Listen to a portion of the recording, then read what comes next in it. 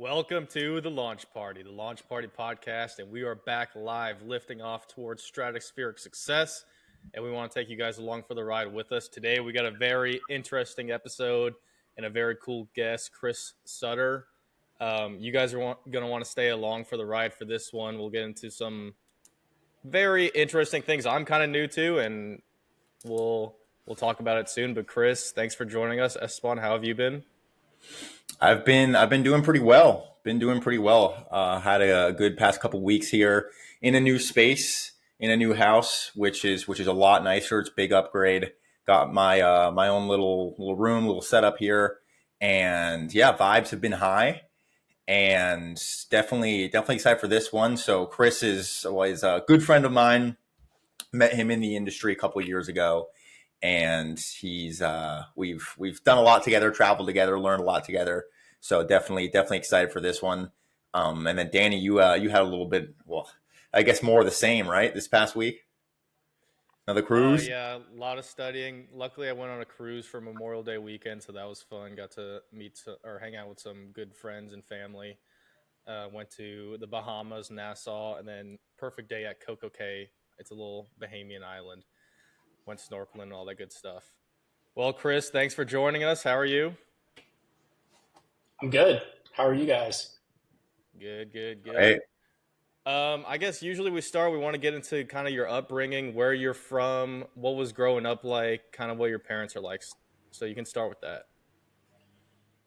Yeah, so first of all, appreciate you guys having me on. Of course. So yeah, I mean, we'll go back to April 25th, 1998 at 2:22 p.m. That's when I came into this world in Dunkirk, New York. So super small town on Lake Erie. It's about an hour south of Buffalo. Pretty much, I mean, like 50 miles from Canada, like over the lake. So like on a clear day, you can see Canada. And spent pretty much every summer I can remember growing up there. We did this thing called Grandma Camp, where we would just hang out. Both of my grandparents had homes there on my mom's and dad's side.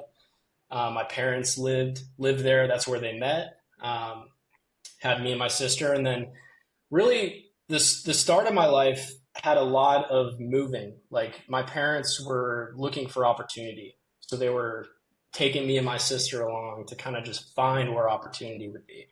So we moved to Florida, and then we moved back because a hurricane like messed up our house or something like that. I forget the story, but we moved to like Stuart, Florida, if you know where that is. We moved back to New York. We hopped all around. Ended up moving to Pittsburgh. That's where my dad is from. That's where currently two of my siblings live, and half siblings. And basically, they ended up on Georgia. Georgia ended up being the place that they found the best opportunity. So we moved down there. It was actually October 31st. It was Halloween, 2005. So I was 7 years old, and I considered Georgia home, right? Like I spent, last couple of years at elementary school, middle school, high school, college, but the moving didn't stop when we got to Georgia. We just kept moving. My mom was like, you know what? I don't like this house. We're going to go to another house. And we just kept moving. And I think that all that moving growing up, it did one thing to me. It made me very adaptable. Like I always had to make new friends, like always. Like I didn't have the same friends like from birth to, now, like a lot of people who just grow up in the same house or same town. Like we were always moving around. Like even when we got to Georgia, had like 3 or 4 different elementary schools. And then finally we stayed in, one school district, like in Georgia, North Gwinnett Middle School and North Gwinnett High School, you know where that is, Gwinnett County. And it was good, man. I really liked, that area, that Yeah, it's nice. Middle school, high school experience. And then after high school, they kept moving again, and they've moved a ton since. But yeah, basically when we got to Georgia, when we finally settled into a spot, a lot of my childhood was spent. Now, this is what so my parents, they've obviously moved around to find opportunity. When they found the opportunity in Georgia, they were working really hard. My dad was traveling all the time. My mom, she is high up at her company, and they were just working a lot. So I spent a lot of time alone.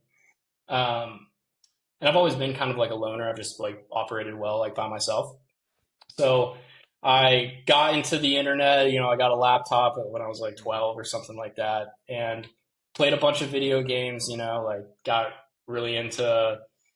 I've always liked video games. It was a good escape for me. What it kind of turned into was a video game addiction that I've overcome, but it was definitely like a big part of my childhood. Just like gaming, hopping on Skype calls. All my friends were pretty much from kids around the world that I would play video games with. Like I didn't really have many like IRL friends. And my parents thought I was weird because I was getting on calls with like my webcam on, talking to people, and they were like, what the heck? This is really weird. And now I see them on their Zoom calls for work, and I laugh at them because I'm like, you guys are doing the same thing I was doing that you were making fun of me for when I was a kid. That's how the world is now. Everyone's doing this. But yeah, I got into I've made like Let's Play videos, if you know what those are, like gaming videos of like me playing video games when I was like 13, 14. So I was a Nintendo kid, so I really liked, Pokemon, Zelda, all that stuff. But in terms of like Steam, obviously, Steam, the platform, I played a lot of Team Fortress 2, like kind of like I don't really, like 1,000, 2,000 hours. It was bad, like a lot of TF2. And there's still videos on YouTube of me doing like TF2 commentaries from like a freaking decade ago. And it was fun, man. Like I had, I made friends. I learned, certain, skills. Like I was editing videos and like doing this kind of cool stuff. And I had a good time. I didn't really develop many like in-person relationships. Like I didn't have really many friends. Like I had a couple of neighborhood friends. We played Manhunt or Hang Out and all that stuff.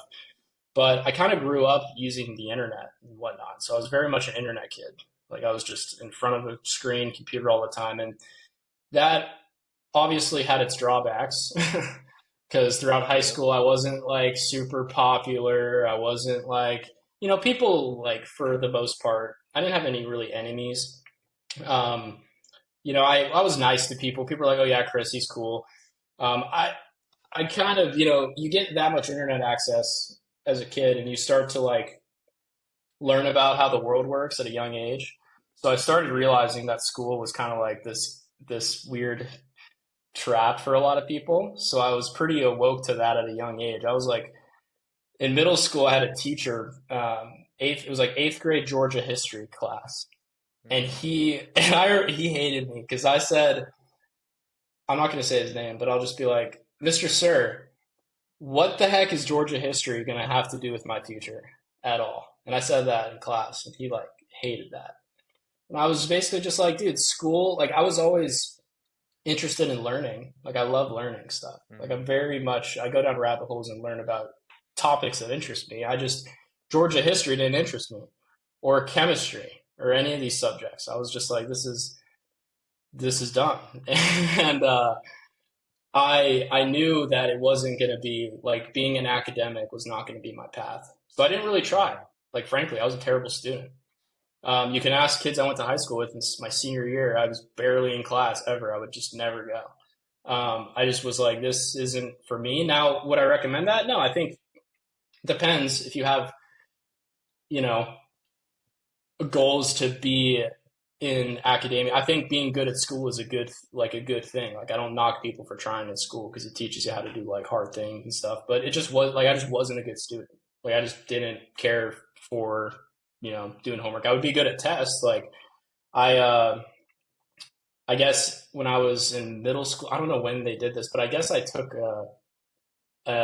what I guess was a IQ test of some sort, but I got an invitation to Mensa, which is like this top like IQ society or whatever. So I was smart and my teachers knew I was smart, but they just hated the fact that I didn't try because I was just like, school's dumb. Like I had this like wiring of like college is a waste of time, all this stuff. So going through high school, I just kind of got by. I just got by. Was still heavily addicted to video games. It definitely was, frankly, my parents were kind of worried about me. They were like, "Hey, Chris, what's he doing? He's like playing video games, not really trying to school. Like, what's going on?" I ultimately decided to go to college for, I went to Kennesaw State. And the main reason I wanted to go was for network and for meeting people and to get what I feel like I didn't get in high school, which was a lot of social interaction. Because I started having some friends that were older, like my friends that were seniors, they went to college and I would go and hang out with them and I'd be meeting all these people and I started developing like cool, like social skills and I was like, oh, this is cool. Like I want this. Like I think this would be a good thing for me to do. And I would actually say if you're 17, 18 years old and you're like you don't know what you want to do, Mm-hmm. college like necessarily isn't a bad thing. Like you can go and you'll learn certain skills, like you'll be around kids your age, which I think is like a valuable thing. Like you're kind of forced to interact with like other people, make friends, like meet women. Like it's like you're kind of having to learn those skills, and that's what I did. I mean, I joined a fraternity, ended up getting a bid at like one of the top fraternities of my school, and it got cut short a little bit because we got in trouble like a lot of fraternities do. But Yeah. that was good for me. For the first time in my life, I had like real like brotherhood, like in person, and it was great. It was great for me to have that. I'm still like a couple guys in my pledge class still like best friends with till today. I wouldn't trade those relationships for anything. And it was overall good. Now on the academic side of college, I didn't give a shit again. Same with high school. Yeah. So I just like did what I could to get by. I was barely going to class. It was like not, I didn't, even going into it, there was a part of me that was like, I'm not here to get this degree. Like, I don't need, I know a degree, like I knew when I was like 13 that a degree wasn't going to determine my future. I just kind of went for like to gain like XP, like social skills and to meet people and to network. And ultimately, it led to um, me getting the solar opportunity, which was like what basically my career, the start of my career was, because one of my fraternity brothers was in sales. He showed me what kind of sales was. My parents did sales, but I kind of just refused to listen to. I was like, I don't want to like Mm-hmm. listen to my parents, do what my parents do or whatever. But yeah, like a good friend of in Esteban used to work with him as well. He moved to Charleston, South Carolina, and Mm-hmm. I was at a point where I was kind of doing things that I didn't necessarily want to keep doing in Georgia, hanging with people I didn't necessarily want to keep hanging out with, just associating with certain circles. And I was like, I just had a moment where I was like, I need to move. So ended up moving to Charleston, which by the way, Charleston's one of my favorite cities Yeah, in the Charleston's world. awesome. It's like, it's just beautiful. It's so cool. I'm out in Europe right now. We'll kind of get into that in a bit, Mm-hmm. but I tell people here, I'm like, you guys would love Charleston because it's very like European-esque vibe. It's So old, historic. moved to Charleston. Yeah, super, super old, super cool.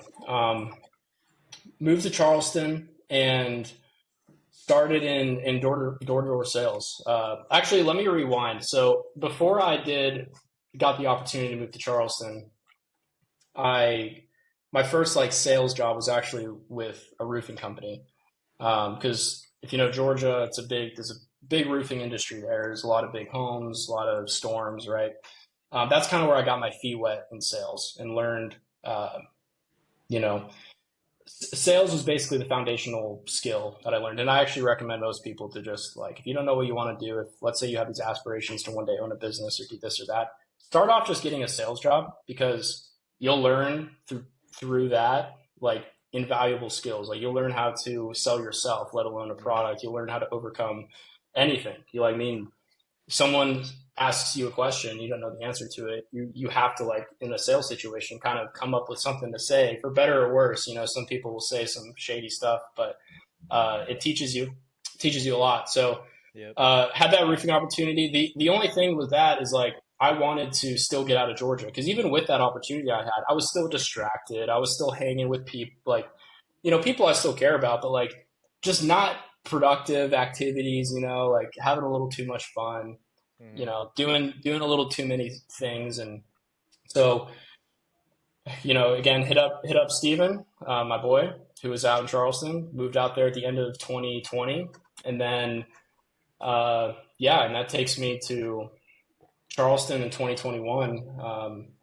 Basically, didn't a little bit of what I left was still kind of in Charleston, right? Like there was still fun to be had. Charleston's a fun city. It's a great place to go and like not be productive. Let me tell you that because like I was still getting into activities that were not like the best for my personal growth.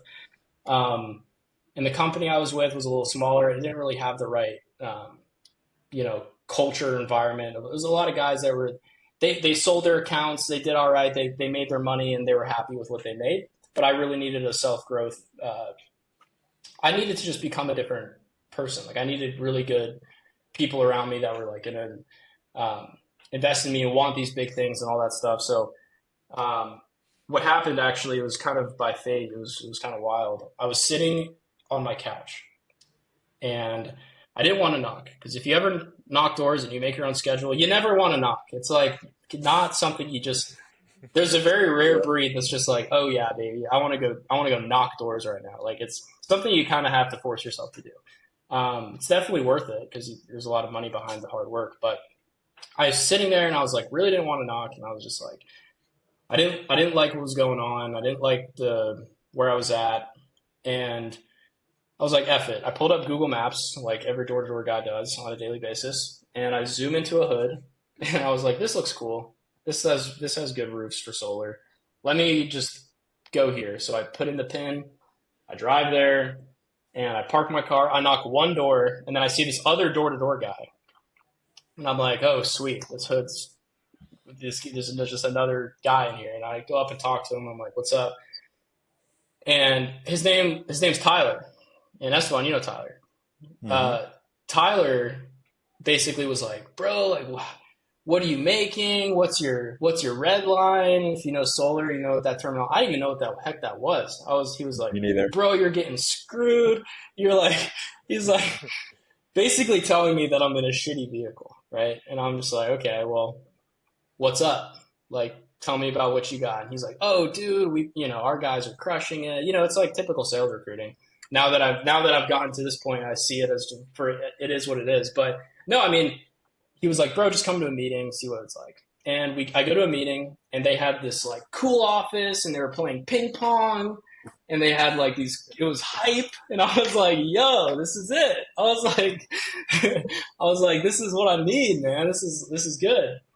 So I ended up, leaving the company I was with and being like, hey, like I just need a different environment, like no hard feelings, but like I just got to go to this. It's a bigger company, all this stuff. So I went up and I would join them, and it was exactly what I needed. It was like a good culture. It was they liked me. It was a bigger group of people. I had people to go out and work with. It was good.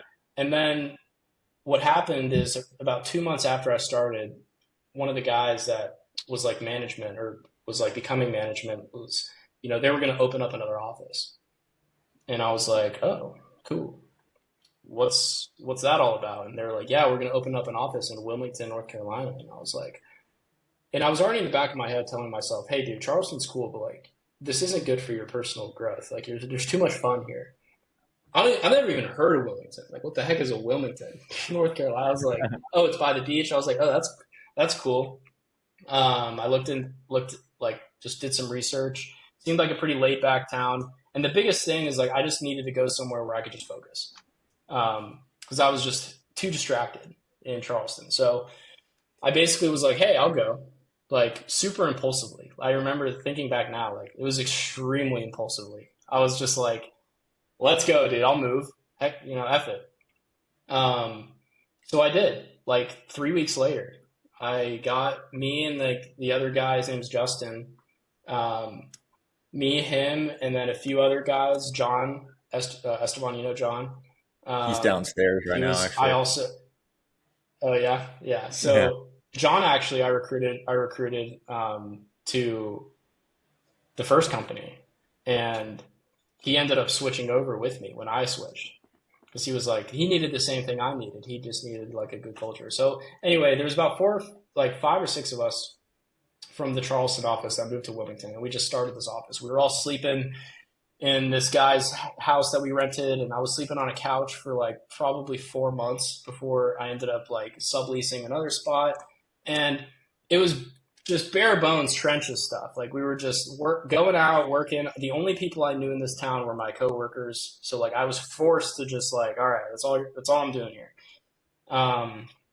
And we built something pretty cool, man. It was like 4 months in, we were, some months we were like one of the top offices in the company. I had in December, which is like off season for solar, I had like 10 sales because I was just focused, and I was like, geez, dude, this is what I needed, man. Like I just needed to go somewhere where I could just like just work on myself. And I started getting better when it came to personal development, like gym and reading and like doing all this stuff.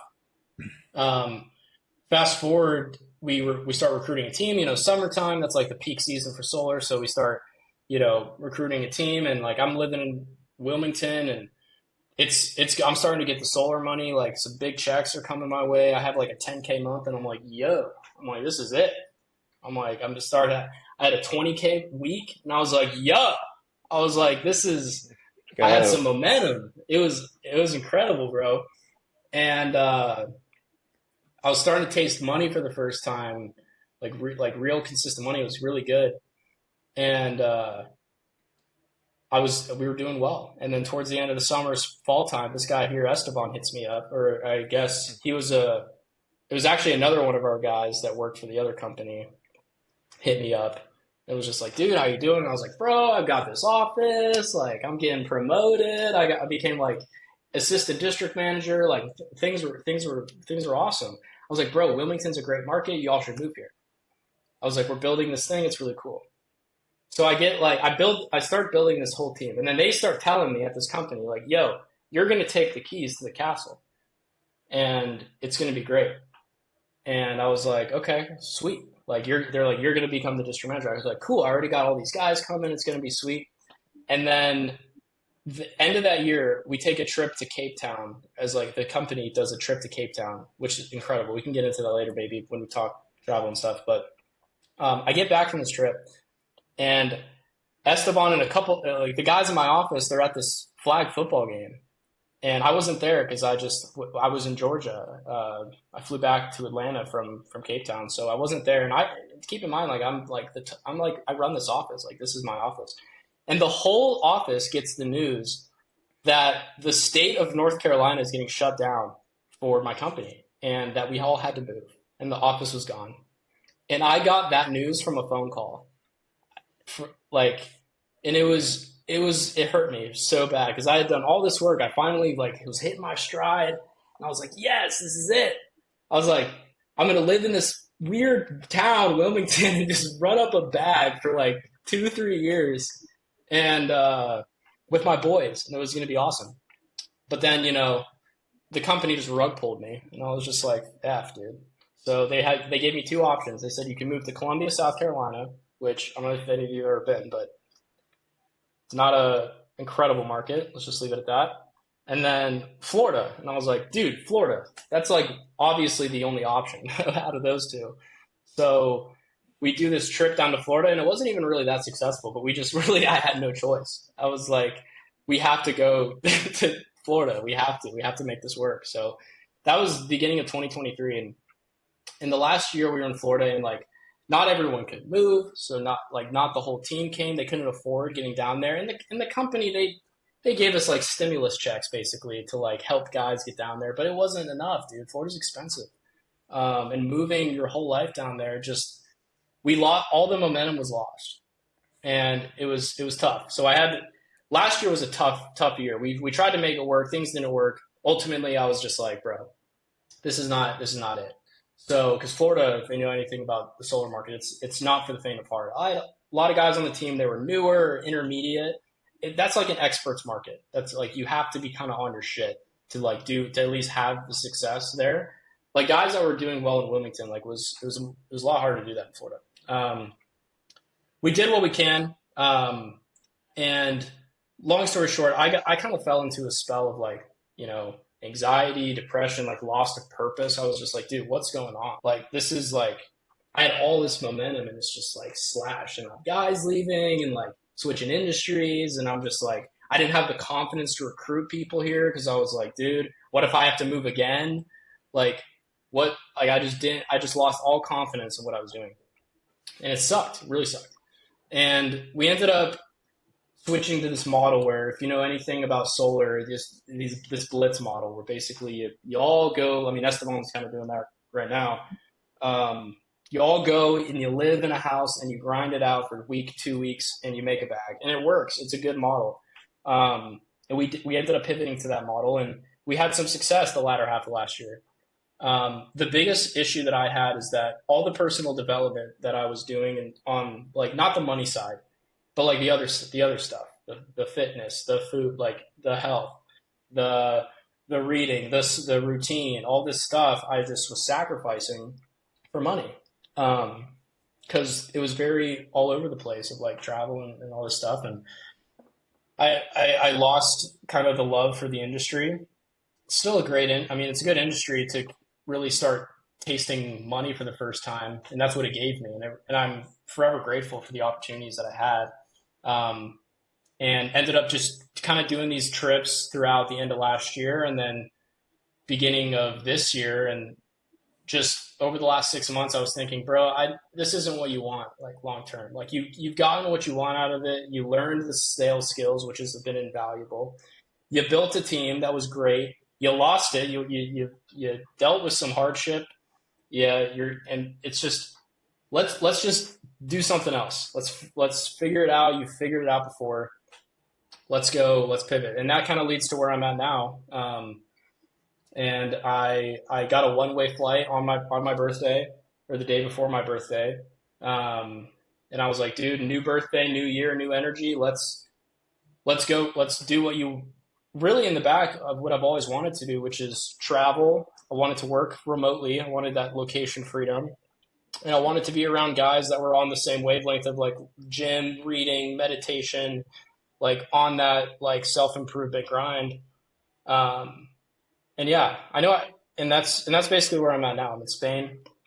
I know before this I said I was going to keep the origin story short, but that was kind of like a lot. What are you doing in Spain? Yeah. So the reason I'm in Spain is because of a connect I made. His name is Will Coomer. Great guy. I'm actually, I'm living with him right now. The way I met him was through an online group. I paid some money and I got into a group, and he was like one of the coaches.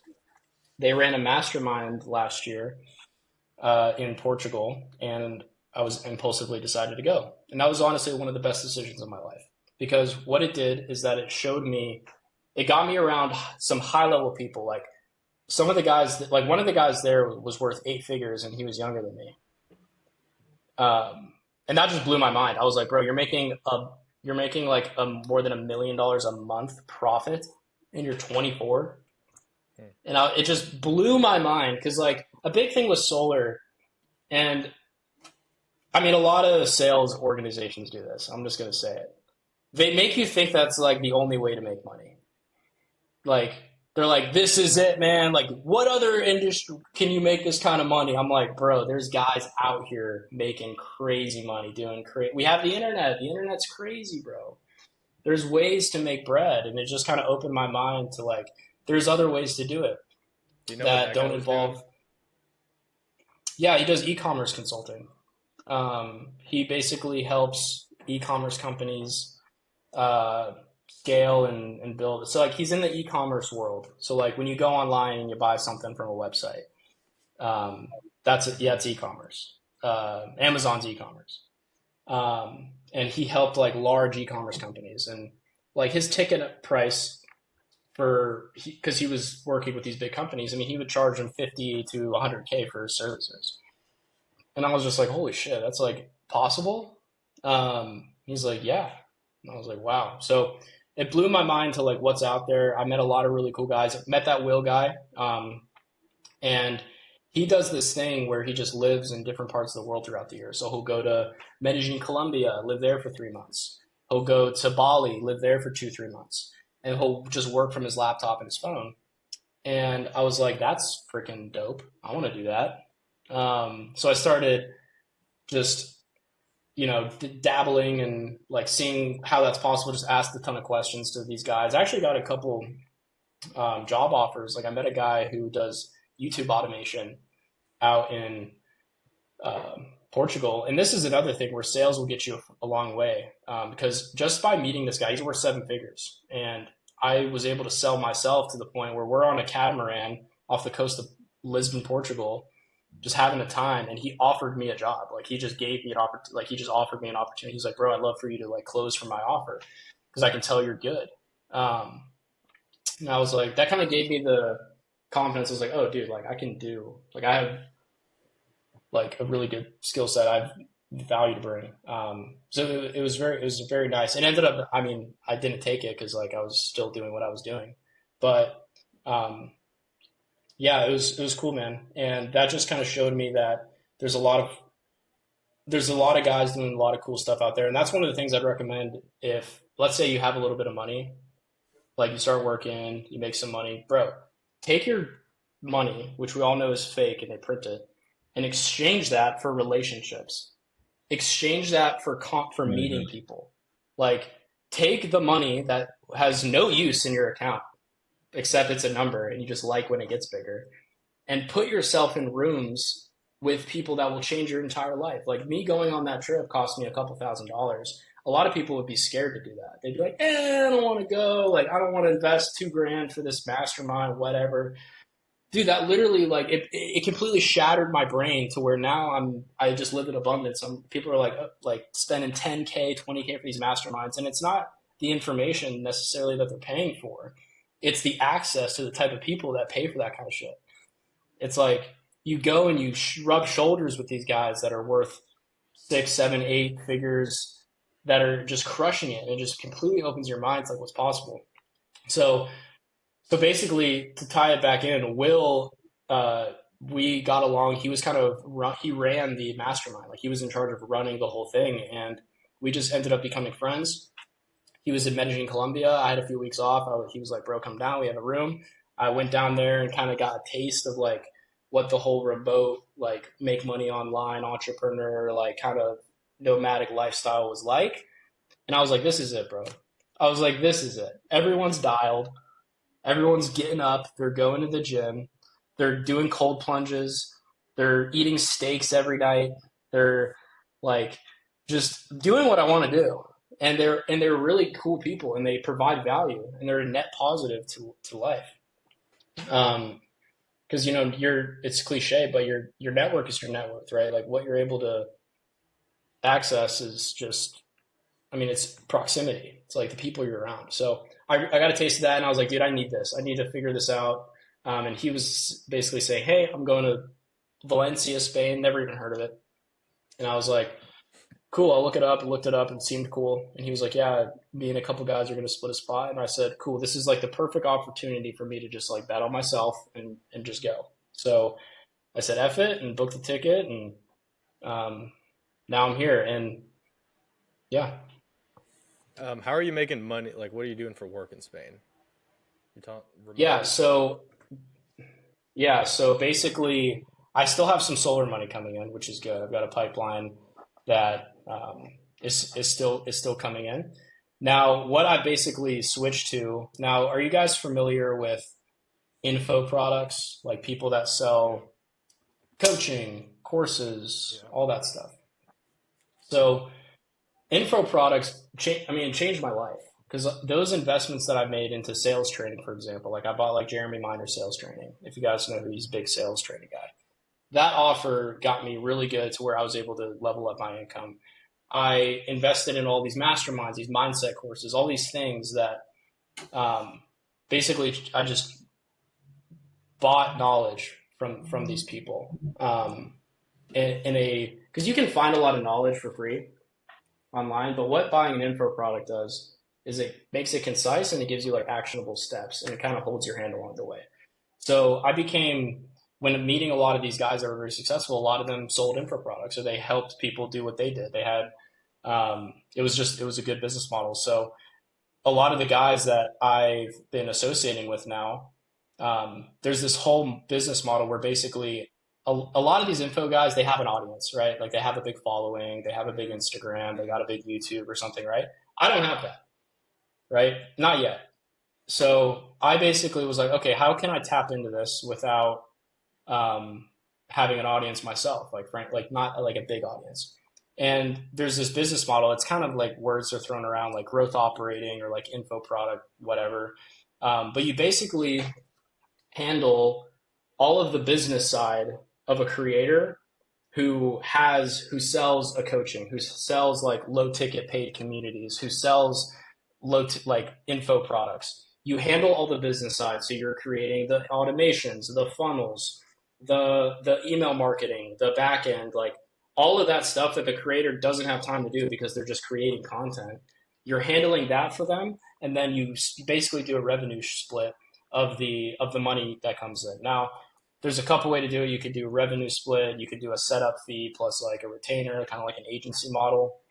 But that's like my all-in play right now because Alex Hormozy talks about, and this kind of, it really ties into my story because like formal education failed me. Like I just knew it wasn't the thing. Alternative education is what got me to where I'm at, to where I've made 6 figures in a year. I've had those 10K months. I've developed these skills, right? I didn't get that through school. I got those through info products and through the internet, right? So tying it back, into things, it's like, it's really cool to be able to like be a part of that like industry because it changed me as a person. So yeah, basically I have 2 guys right now that one of them I'm helping with a low ticket paid community. He's like a videographer, photographer, helping him with a low ticket paid community. And then the other guy who I actually met here, and this is another thing where it's like proximity, you'll just stumble upon luck. I meet this kid, he's 21 years old. He's running a landscaping business in Kansas, completely remote. And he's crushing it. Did $500,000 in revenue last year. He's on pace to do $1 million in revenue this year. And he doesn't sell anything to his audience. He's got like 20,000 followers. He's had a couple of reels go off. He's super dialed on his content. He's super personable, great kid. We just jive. We get along. I tell him what I'm like getting into, and he's like, "Bro, I need you." And I was like, "Perfect. This is perfect." So the last week we've just been dialed on like getting an offer set up, building out a community. Like he basically wants to not only help beginners get to where he was at, because he was mowing lawns. He was like helping. He mowed lawns to then start a landscaping business, but now he's running a multi 6-figure, soon to be 7-figure landscaping business completely remotely, and that's like a whole thing where it's like, how do you? A lot of these guys that do landscaping or contract work, it's like how do you have what a lot of people want, which is location freedom, when you're kind of stuck with the trucks, you're stuck with the shop, you're stuck with all this overhead. He basically said, F that. I'm going to eliminate all the overhead and I'm going to make this work to where I'm going to live in Spain. He's here in Spain with me. And run the business remotely. So that's what we're working on now because he's got a very engaged audience. Like he actually pissed me off because we made a reel, and this was before I had any of the automation set up, like nowhere, there was no funnel built yet. I just was like, hey, we should make a reel like this and you should post it because I think it'll get a lot of engagement and we can have a lead magnet and we can like get good, get a bunch of emails and like get people on calls. Like we should do this.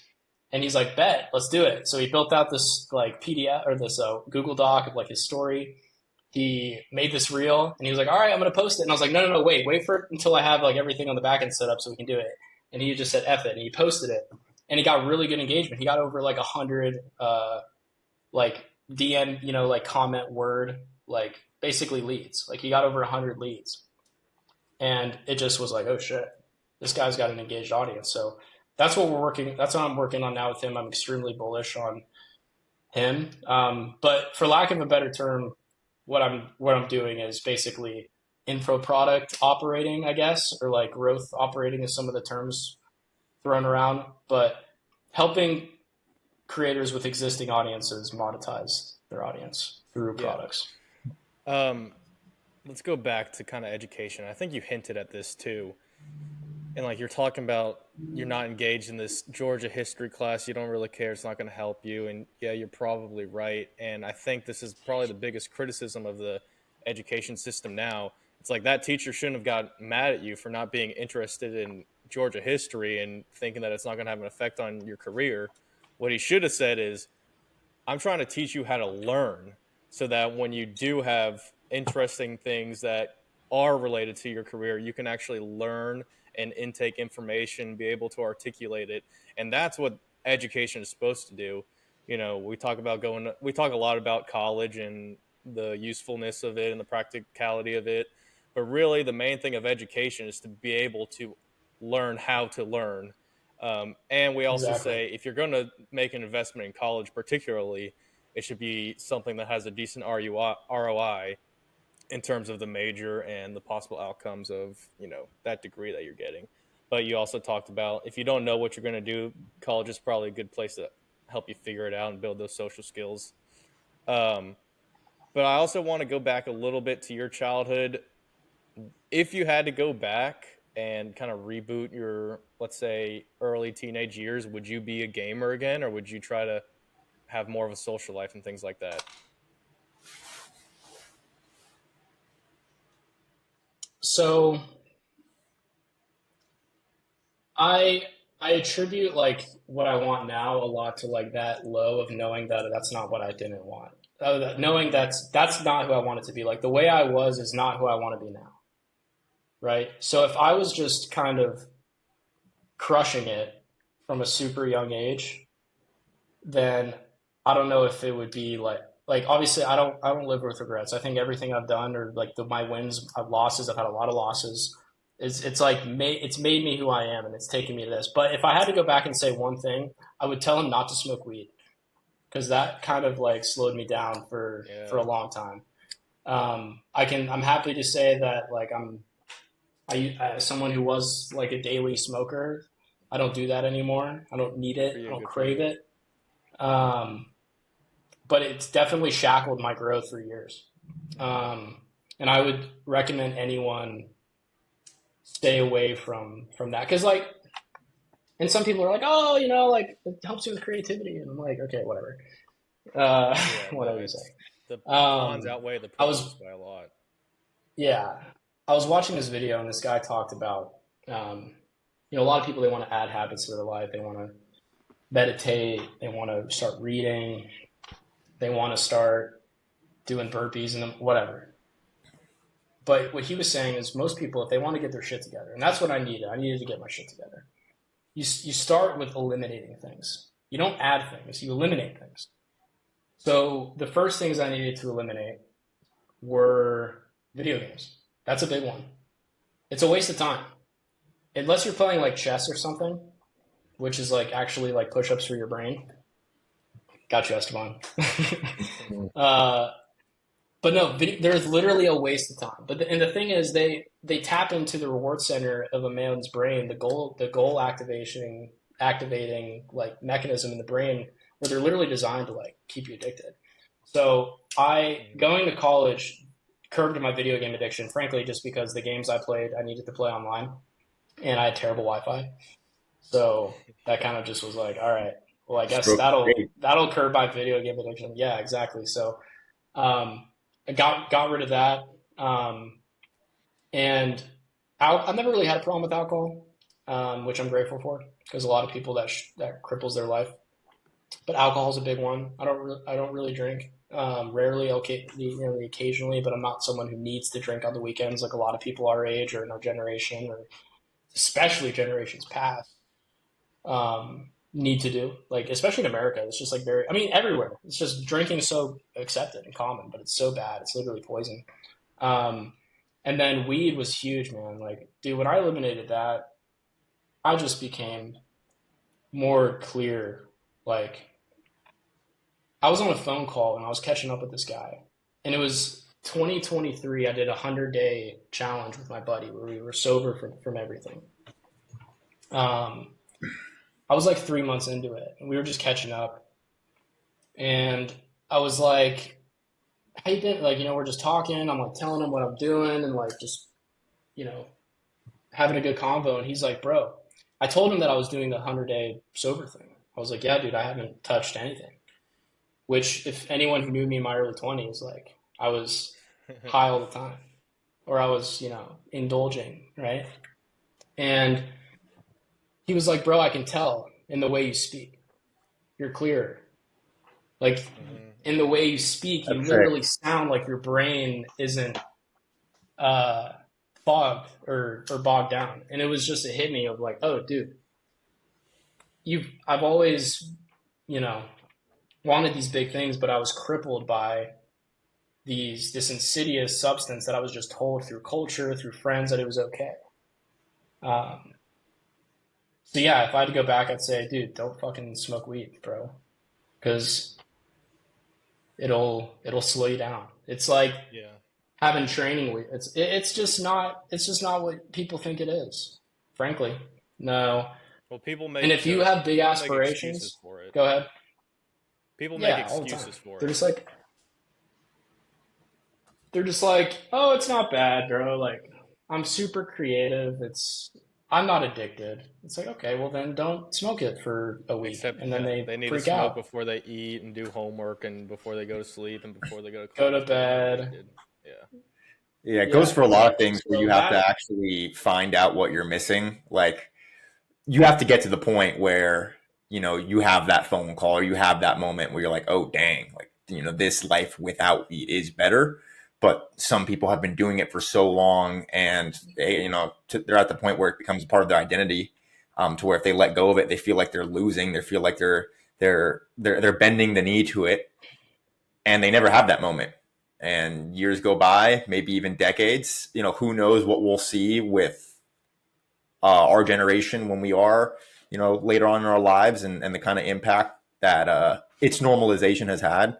But yeah, you got to find out what you're missing. And if anyone's watching who you can genuinely tell yourself you haven't done that, you haven't actually tried, then don't say it's exactly good for you if you have no idea what it's like without it. 100%.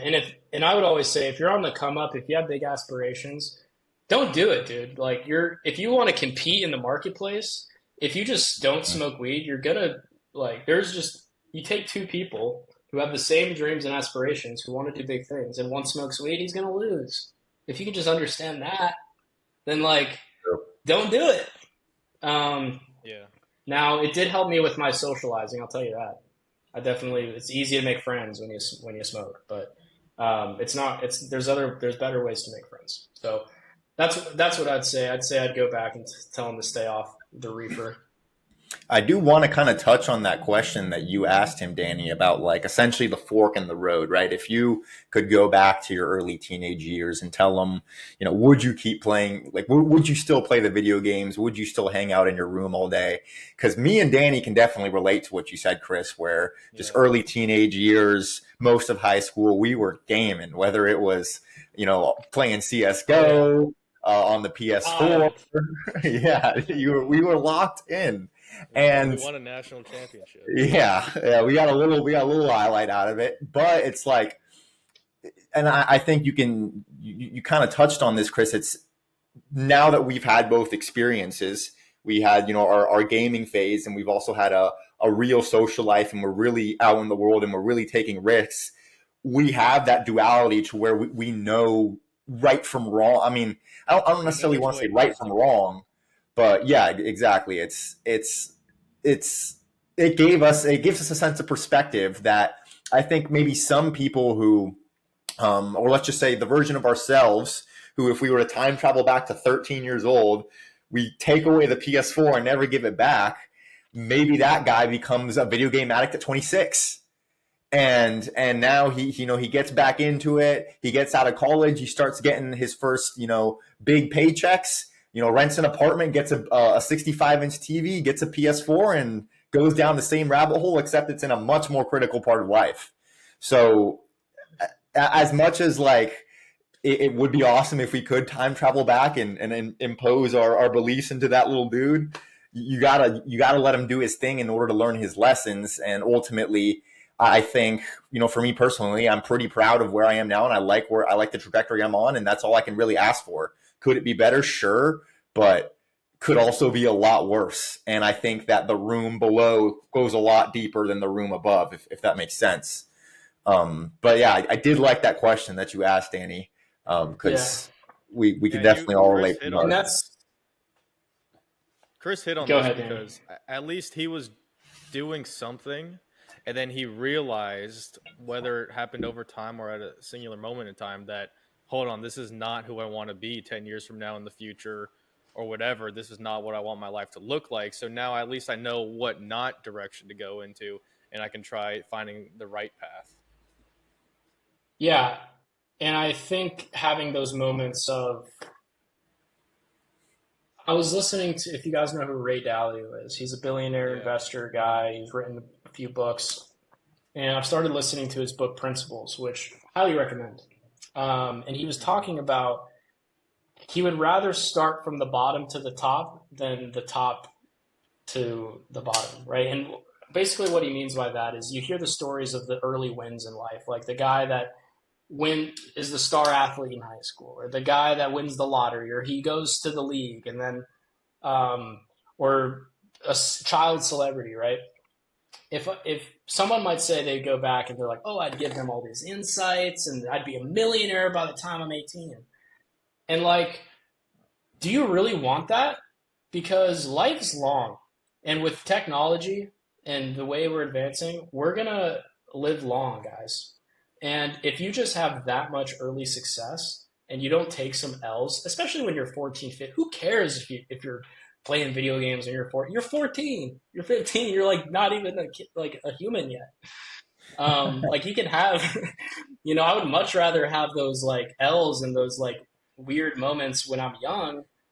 And because if I was hyper successful when I was like 15, 16, and I see it, like I see these online money kid, like this one kid I know is 16 years old making like 50 grand a month. And I'm like, dude, that's awesome. However, it's like as and what Ray was saying in the book, and he's a billionaire, right?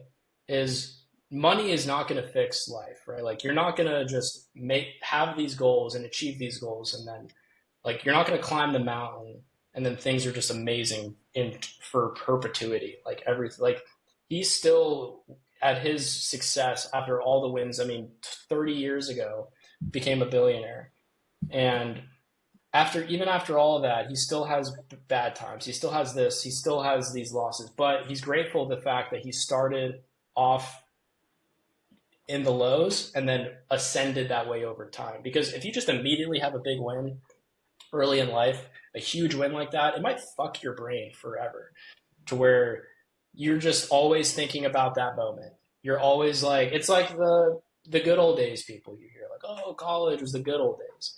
High school was the good old days. Um, I'm never going to have that, and I'm grateful. Because, like, college was, I mean, I had fun, but I'm not going to look back on it with some gleam of, like, oh, man, I wish things were as good now as they were then. Because I just know things are going to get better and better. And that's the mindset that I think most people have. And it's overall like a long term winning play to where, yeah, it's because people can have those early wins, but what happens when you get to 30 and you're just reminiscing, and then you get into the bad habits at that age? If you're in your 30s and you're down in the dumps playing video games, smoking weed, like doing what I was doing when I was in my early 20s, teenage years, that's bad. Like you don't want that. And I don't care if you were crushing it when you were jacked when you were 22 and you had unicorn blood and you were just lit and things were the best. Dude, you're 33, 34 years old and you're playing like, dude, no. Like, you know what I mean? So people need to realize life is long and we're not going to be young forever, but you still want to make sure you're winning, or like at least going forward, like you have other mountains to climb. So yeah, I think a Yeah. lot of people who have those early wins, I mean, they don't end up the happiest by the time their life ends. So Whenever I talk to older people, and because of your trajectory, and you talk about how Charleston, you weren't being as productive as you would like to. You're having too much fun. But whenever I talk to older people, the thing that they consistently would tell me is, you're young now and you have the rest of your life to work. So while you're young and you have the freedom, you should actually just try to enjoy life and have some fun. How do you balance that with also knowing that you need to be working on the things you should be doing now so that you can be successful and also have a good life in the future? Do you think about that much? Great question. I think there's two paths typically like young, ambitious people take. They take the sacrifice now for a greater tomorrow approach, which is great.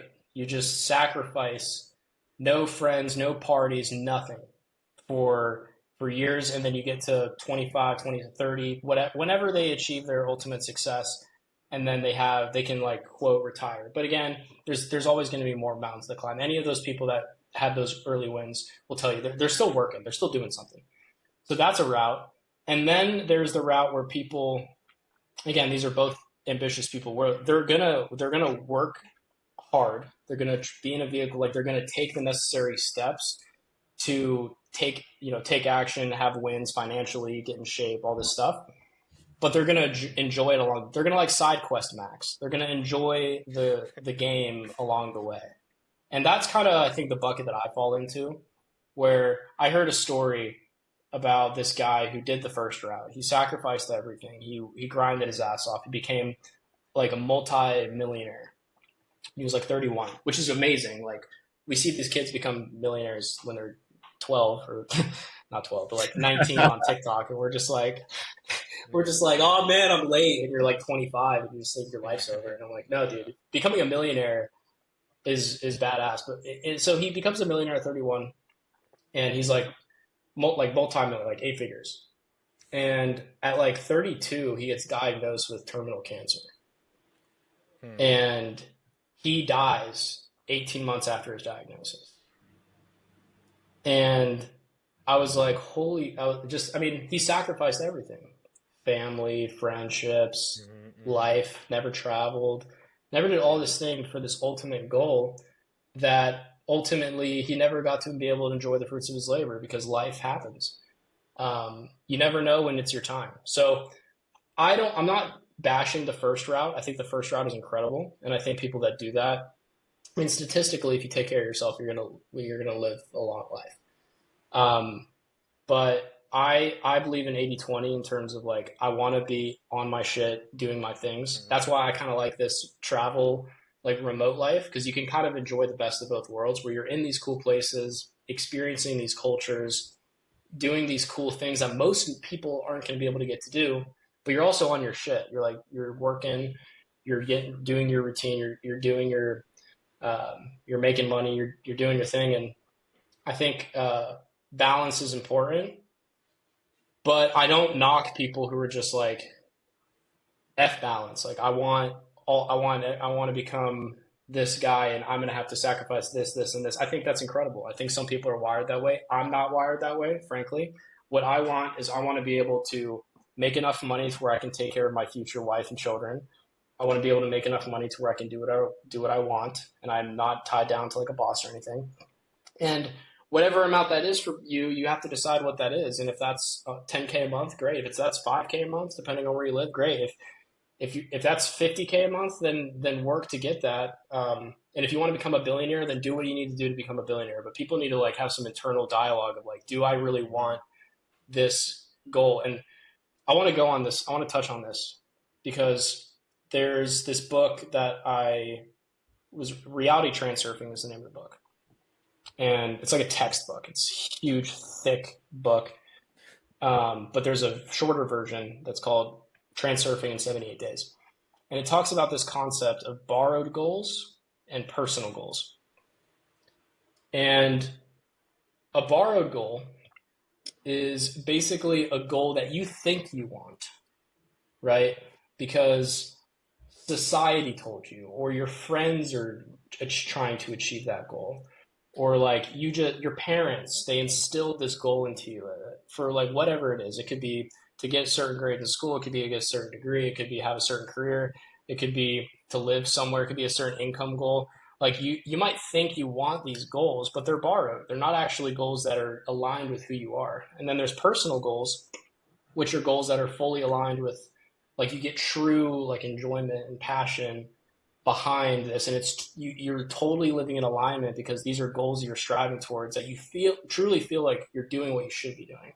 So I think people need to have some self-evaluation of like figuring out if what they're working on is a borrowed goal or actually a personal goal. Now, I think having a season of borrowed goals is fine because again, we live in a world where money's required and you got to do what you got to do.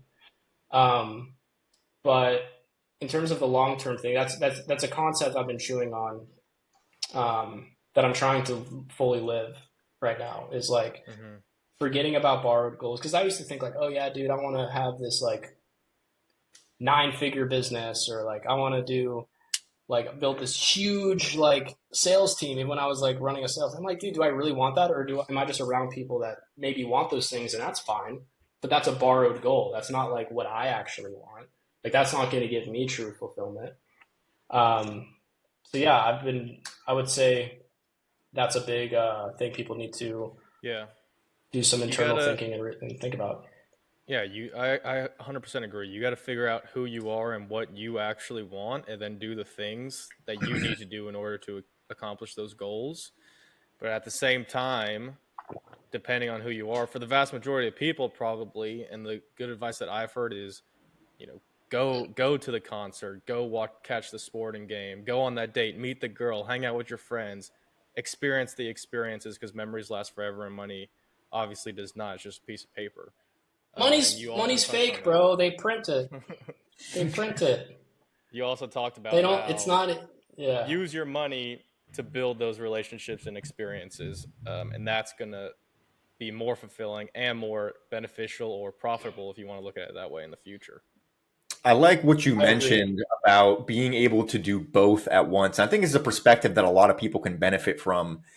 There's a difference between being out at a local dive bar in your hometown with your high school buddies. Not that there's not a time and a place for that. And being at a cocktail bar in, Spain, right? Insert country, Miami, Los Angeles. You might still have the same amount of fun, drink the same amount of liquor and do a little bit of dancing in both scenarios. But when you're in that nicer environment, or even if you're just far away and you're kind of out of your shell and you're putting yourself out there and you're taking a little bit more risk, you're more likely to stumble across that next opportunity. You're more likely to meet that person you want to meet, and you're more likely to look back on it the next day with less regret. With Because ultimately having fun is super important, and we got to live our lives while we have them, right? But I think Hmm. that it's easy to get stuck in the trap of of thinking of it in kind of black and white, like a binary scale. I can either be productive and be doing things that make me get to where I want to go, or I can be having fun, and having fun is not good. I'm going to be hungover. I'm going to be a mess all night, and it's going to set me back. But I just need to have enough ones and not too many zeros. When in reality, it's not that black and white, and there are ways to mesh the two. And I think that the pursuit of those types of experiences over the course of time, especially as you start to enter, your adulthood, your manhood, right, your 20s, 30s, and 40s, is what's going to really take you far and give you a really awesome life. So for anyone watching, like I 100%. would encourage you to kind of take that into account and think of a time in the past where maybe you did go out one night, or maybe you did go to a concert, or you did go to like you said, a sporting event, whatever, but you also met someone super cool, or you had a really cool conversation that sparked a cool idea, or whatever it is. Just there is a way to do both. And it's for me personally, over these past couple of years, finding that has been huge. And I'm glad that you put that into words, Chris, because it's something I've thought of a lot with my own personal life. But being conscious about it and seeking those types of experiences I think is what I would consider the perfect balance, at least for me personally, right? Everybody has their own Oh yeah. different scale, but for me, it's like those are the kinds of experiences that I want, where I can have a little bit of fun, but also, stumble across something awesome. Yeah. Mhm. And I've asked the same question to these guys, and I just see it firsthand because they work hard, they grind, but then they're also like enjoying life because life is meant to be enjoyed. And another thing I would suggest people do is, let's say they're given an opportunity to do something like a trip, or like I was when I was on my couch and I got a DM about this mastermind in Portugal. The mastermind ultimately changed the trajectory of my life, I feel. Ask yourself, am I going to remember this in 10 years? Like, am I going to look back at this moment or this opportunity that's presented to me? And am I going to remember it in a decade? Like, am I going to be glad that 33, 34, 35-year-old me, am I going to be glad that 23, 24, 25-year-old me did that? And if the answer is yes, then just do it. If it costs a lot of money, then who cares? Make more. Just like, I know that's kind of hard to wrap a lot of people's brains around, but it's true. Like, I can't tell you. I've spent six figures in personal development. Like, I have. Like, I looked at my bank statements, and I don't. It's the best money ever that I've ever spent, because it introduced me to people and it got certain relationships. I met certain people. Like, I went to this event in LA with Marcel Klein, Esteban. You know Marcel. Mm-hmm. Um, and now I can, like, I met these guys that are worth like crazy network, just crazy relationships that now, like, I have access to. And if I ever want to do business, now I can. And it's just, opportunity is just behind. There's so much out there. You just have to do the uncomfortable thing. And, don't tell yourself, oh, I need to save my money. Oh, like, I need like 2K for, like, it's not, bro. You don't know. And I was on a call with this guy, and he's like 29, worth eight figures. And the only way I got on a call with him is because we had mutual followers on Instagram. And I wouldn't have had that if I didn't pay that money to meet these people and Hmm. have these Instagram followers, right? The only reason I was able to get on a call with this guy is because we had mutual followers. And he's worth eight figures, 29 years old. And he told me something about how his whole thing is investing in relationships. He's very bullish on it because he was working on his business, and some kid he met who's younger than him, who was like asking questions, was like, "Hey man, I really like you. I want to put you in a group chat with this guy now." So we put him in a group chat, and the guy's he's in Miami. So the guy is like, "Hey, let's get dinner." So they go and get dinner, and the guy likes him a lot. Long story short, 3 months later, he ends up buying his company for eight figures. One group text, Hmm. one dinner, one conversation will literally change the entire trajectory of your life. And you just have to some people might say, oh, he's lucky. No, he put himself in that position. You have to put yourself in those positions. So anyone out there listening, just like, if something seems scary, or if a lot of money's involved, but you feel like, oh, maybe I should do this. There's a little bit part of you telling you to just, maybe I would remember this in a decade or 5 years, or maybe this could be like a good thing. Then just do it. You'll make more money. Money comes and goes, but like you said, Danny and Esteban, like, experiences, people, relationships, like, you got one time on this rock, dude. Just pursue that stuff, but also work hard, because you need money to pursue those things. Yeah. I want to get to kind of you being abroad and living in Spain and doing that kind of nomad lifestyle. You Mm-hmm. talked about kind of some of the pros, but what do you think are the cons of always moving around? Like, for me, I feel like it'd be hard to settle down with a family and have kids. Obviously, schooling is different there. And if you're moving around all the time, having a close knit community of people you hang out with, whether it is fishing or playing, pickleball, basketball. So, what are kind of the cons of always being on the move like that? And have you thought about that? 100%, dude. It's really hard, um, if you're in, like, let's say you're in America and you have, like, certain responsibilities. like a home that you have a mortgage on, or you have kids and a family. I think if you have those responsibilities, it's very hard. I wouldn't even recommend it. Like, for example, my sister, she just had a kid like 3 months ago, 3.5 months ago. And she's living that life of like raising a family. And I think that's beautiful, dude. Not everyone should do this, like what I'm doing. Like, I'm not here prescribing, oh my God, this is the way you have to live life. No. Like, if you want to like be a family man, have kids, go to your kids' baseball games, do that. That's incredible, bro. There's a lot of kids that need parents that are involved in their lives that are pushing them to do the right things. Now, now on the other side, if you're young, you're single, you want to achieve big things, you want to put yourself around success, you want to culture yourself a little bit, then I recommend it. Now, the cons are it is hard to get into a routine if you're constantly hopping. So some people, they'll travel the world, but they'll be in a new place like every week or every weekend. They'll hop from this country to that country, and that's extremely difficult. It's bad on your health. It's bad on because you're just eating out all the time. You're like always on the move. That can be definitely a con. Now, the approach that I've been doing and that a lot of guys that I see do it successfully do is where they just pick a spot and they're like, I'm going to be here for 2-3 months. And then in that case, like you have a routine. Like I have a routine. It's a great routine. I go on a morning walk. I listen to an audiobook. I get an Americano from a cafe by my Airbnb. And then I work. And then I go to the gym around noon. And then after that, I'll get some lunch. And then I'll work again in the afternoon. And then I'll go get dinner with cool, awesome guys that are doing the same thing I'm doing.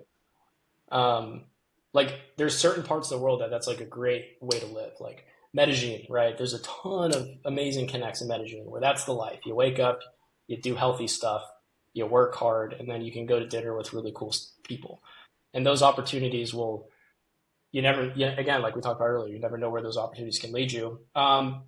So those are big pros. Now cons. What about doing that in America rather than Medellin? Why not do that America, in West Palm Beach and have a group there? I think if you're going to be in America, the only place you should be. There's a few places I think you can do this. Miami or South Florida, because the network there is incredible and the taxes in Florida are great. I think Arizona is good. There's a really good network in Arizona, like the Phoenix area. You can get a lot of opportunity in California, but it's just so expensive. I think you're on the come up. There's a lot you can get out of going around the world. And also, dude, I think America, frankly, is a depreciating asset. Very I just true. think it's so expensive, bro. Like it's insane how expensive it is. You like see how much a Chipotle bowl is compared to where it was 5 years ago, or like you see how much gas. Like it's really expensive to live. And when I was in solar, I would see it firsthand because I was helping people save money, and I would have to have these conversations with homeowners. Where, dude, you go out here and you knock doors in Middle America, and you meet these people who are actually living normal life, like just these lives. They're freaking struggling. Like they're not doing well. And I don't think it's going to get better. And I don't care what you say about, oh, well, Trump's going to make it better. Okay. But like, like whatever, man. Like, yeah, he might lower taxes 4%. Cool. That's not going to help these middle American people that are suffering straight up, because inflation's stupid. The opportunities there are just not incredible for like normal jobs. People are getting automated out of their work. We're going to reach a point, and very soon, within the next 5 to 10 years, like people don't realize this, 90% of people are going to become obsolete to the workforce because of AI and automation. Like people are literally like, we're going to live in, there's, I think everyone should research this, because it's going to be a term that you're going to start hearing. I'll say it now. You're going to start hearing this over the next decade in the news, and people are going to talk about it, and it's post-labor economics. And what post-labor economics entails is what happens when people don't need to work. Like we don't have work. Like work's not a thing. Like UBI is going to be a thing. Like people are going to be on, like the government's going to send them money every month. And I think that's a reality for a majority of people. Now, if you don't want that reality, I truly think the only way is to build something on your own, becoming an entrepreneur, a creator. Um, People are always going to want to be entertained. People are always going to want to get knowledge, interact with people. That's why having something like this, like a podcast, or having somewhere where someone can learn things or entertaining, like that's going to be something people always want. They want to hear people talk about ideas and things. So that's a good industry or thing to lean into. Wouldn't And the there's AI other, you revolution know, be more of a wouldn't the AI revolution be more of a worldwide problem than just an America problem? So I mean, if you're trying to I escape mean, it yeah, by it's, escaping America, yeah. I guess I kind of went on a tangent there. My main thing with like America and why I think people shouldn't live in America is because, frankly, there's better places. I think in terms of cost of living, in terms of the lifestyle, in terms of if you want the most out of life, it's hard to do that in America unless you're really balling. Now, if you're balling, if you got the bag, America's freaking amazing. It's probably one of the best. I would say it's like the best place in the world if you have a lot of money. But if you're on the come up, I think there's better places to go. I Um, personally would honestly argue against that in a lot of cases. Because I mean, first of all, we have to assume that you can work from anywhere and that you can sustain your lifestyle from anywhere. Once that box is checked, which most people don't check that box, but once that box is checked, we see a lot of people who are making ridiculous money. And I would say at this point, the trend, like you mentioned, it's an appreciating asset. Um, a lot of people who are making ridiculous money would still rather live in a nice town in Europe, parts of Latin America, Dubai, Southeast Asia. Because if we were to take, I bet if you were to take the average American and then just kind of, pull them out of their own skin and say, hey, you have two options. You have this place where cost of living is this much. You have to insure all these things. Inflation is this high. There's a higher risk of you having your bank account frozen or whatever dystopian kind of AI type scary scenarios. You have to have a car for everywhere you want to go. And also strangers don't really talk to one another. Everybody lives in their own little house and your neighbors will tell you to fuck off. Or you can live in this place where the cost of living is a lot lower, where communities are better, where food is a lot healthier, where there's not as much processed garbage in everything you eat. And then you just go down the list and you just have all the different reasons, and the person has no idea which one is America and which one isn't. Most people are going to pick the international one. They're going to pick not living in America. But the reason why very few people, in the grand scheme of things, do leave the country is because they just can't. Um, but I do think that, especially for our age, being someone who's, early 20s, 30s, the type of guys that you will meet abroad, like you mentioned, Chris, in your personal experience, the relationships are just a lot more fruitful and things are just heading in that direction. I would venture to say that by the time we're having kids, a lot of parents will essentially be asking their kids, like from the time they're 12 years old, hey, do you want to stay in America or do you want to leave? Because it's going to become just a more and more of a normalized thing, especially if we are just getting UBI and we don't have to worry about where we work, or if a lot of us are working remotely, and even those people who have a crap ton of money. I mean, shoot, if I were making 7 figures a year, give me Dubai over New York or LA all day. Miami's definitely a good one. Don't get me wrong. South Florida is awesome. But I mean, aside from that, yeah, maybe Arizona, maybe. I would still rather put good food in my body and actually know my neighbor's name. yeah, that's the thing I want to talk about. That last point you said about the food, bro. The food in America is garbage. It is It's terrible. so garbage. It's insane how garbage it is.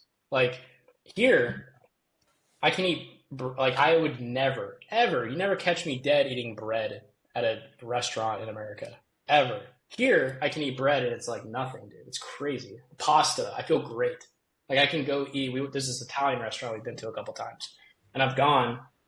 we've gone a few, like multiple times, and like I eat everything and I just feel normal. The food in America is bad.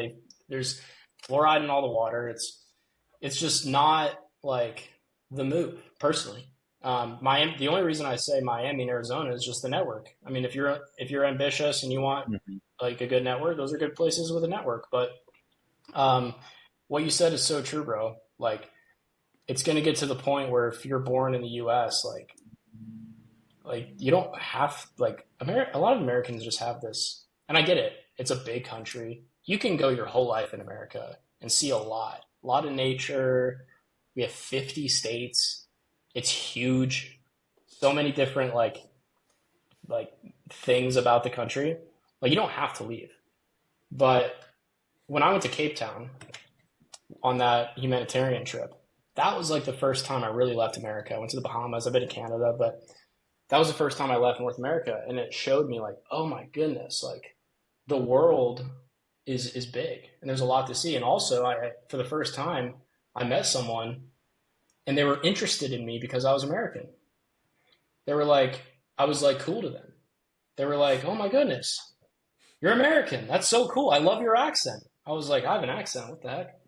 No, I don't. But in America, you're just a normal guy. You're just a dude. You're just an average guy.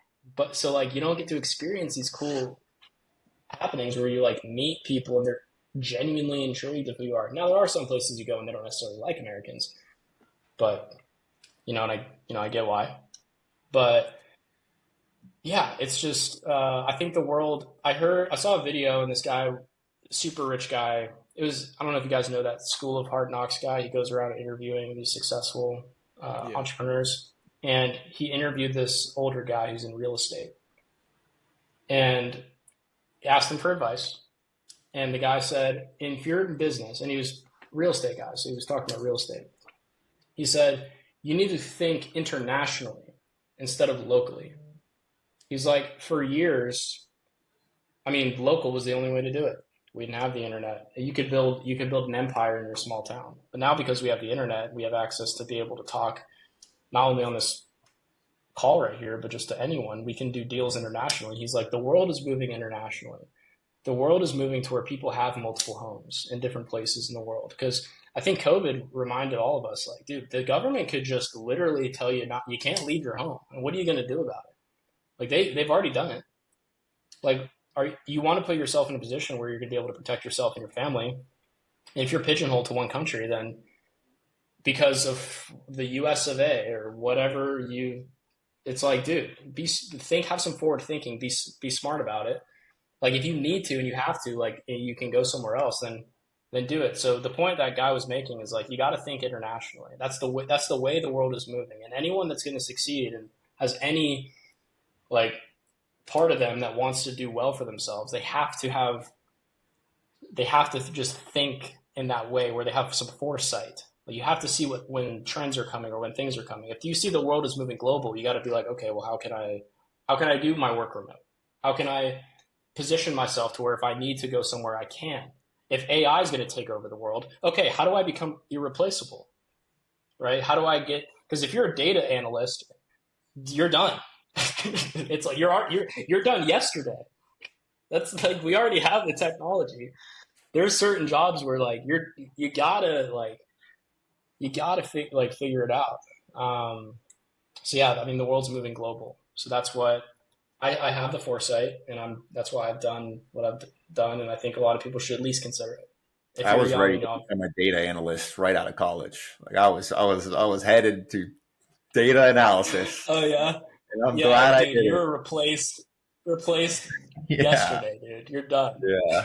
But the point you make about like opportunity, one thing I want to mention is you see those memes on like Instagram and stuff about like boomers buying a house in the 30s for $2,000. It's like, oh, they buy this house for $20,000, and then now they're 80 years old. Strawberries. Yeah, they pass it on to their kids, and now their kids have a $750,000 asset. And it's like, oh, well, back then things were cheap. Back then things were great. Those days are over. Like, you're not able to just easily buy a home on a single income anymore, like you could, to a regular 9-to-5 job. single income, husband works, wife gets to stay home, and we pay the mortgage no problem. Those days are done. So it's like, why would you want to just stay in a place where costs are only going up and the hill is only getting steeper and steeper and steeper, when you can essentially do exactly what your grandparents did in some of these other countries? You got parts of Africa are going to be booming. Southeast Asia right now is on the come up. Parts of Latin America, you can get that house for super cheap. And then you can look back in 30, 40 years and be like, holy shit, like this is amazing. But you're just not going to get that in America anymore. So we don't have time machines, but we have airplanes. So shoot, buy the ticket.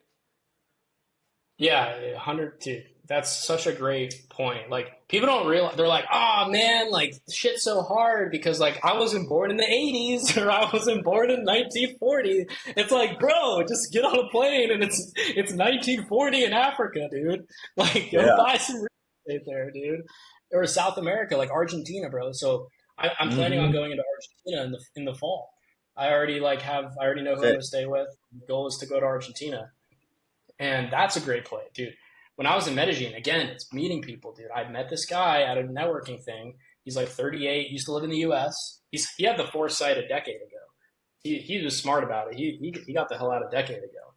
So he hasn't been dealing with all this BS we've been dealing the last 5, 6, 7 years. He was chilling in South America, building his business, crushing it, low cost of living, just doing well for himself. And he was basically telling me, like, bro, Argentina is the spot. He was saying, like, they just apparently finished a pipeline. Obviously, everyone knows about the new president or whatever. And he was saying, dude, it didn't matter if that guy won or the next person won, or the other person won. Whoever is in power right now is going to be the biggest deal in 5 years because that economy is just going to explode because they finished a pipeline. It's right now it's super cheap. Money's going to just move there. Yeah. So if you want the opportunity and you're upset that, like, dang it, dude, I'm not like grandma who bought a house for some raspberries and a bale of hay. Just go somewhere else. The world is big. Take your money because the US dollar goes a long way. If you can earn USD, huge advantage. If you can earn USD somewhere else, bro, you're literally like the dream life that you think you want in a decade, 20 years, you can live now in certain parts of the world. Like, you don't have to wait. Like, there's this guy I know, Victor. He lives in Cape Town. He's literally James Bond. You go on his Instagram, he's James Bond. Like, you watch his stuff and he's living that crazy life. But he does well for himself. But if he was making the money that he makes in the US, yeah, he'd be able to do nice things, but his burn rate would be way higher. And I know, like, he's not burning that crazy cash every month, living the way that he's living. So it's possible, dude. It's just the world is big. You got to expand your brain. You got to realize there's other places. America's had a great run, and I'm not saying it's not going to be, like it's gone. It's done what it's done. 20 years ago, 30 years ago, America was the spot. There wasn't any competition, but the world is different. There's competition and there's better places that you can go and start a family. Like, again, going back with what you were saying, Danny, I would say you're doing your family a disservice if you try to stay in America because you're not going to be able to provide as well as you could maybe in a country like an Argentina or like a Georgia or like a Romania. Right? But that's because that's assuming you can work remote and make USD and then use that USD remotely. Of course. Which the vast majority of people. Yeah, of course.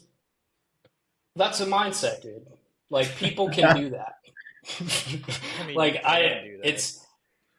I know a guy the vast majority of people can do right now, Like you said, they're struggling right now. That's true. Yeah, this is the thing. And start doing remote stuff. 100%.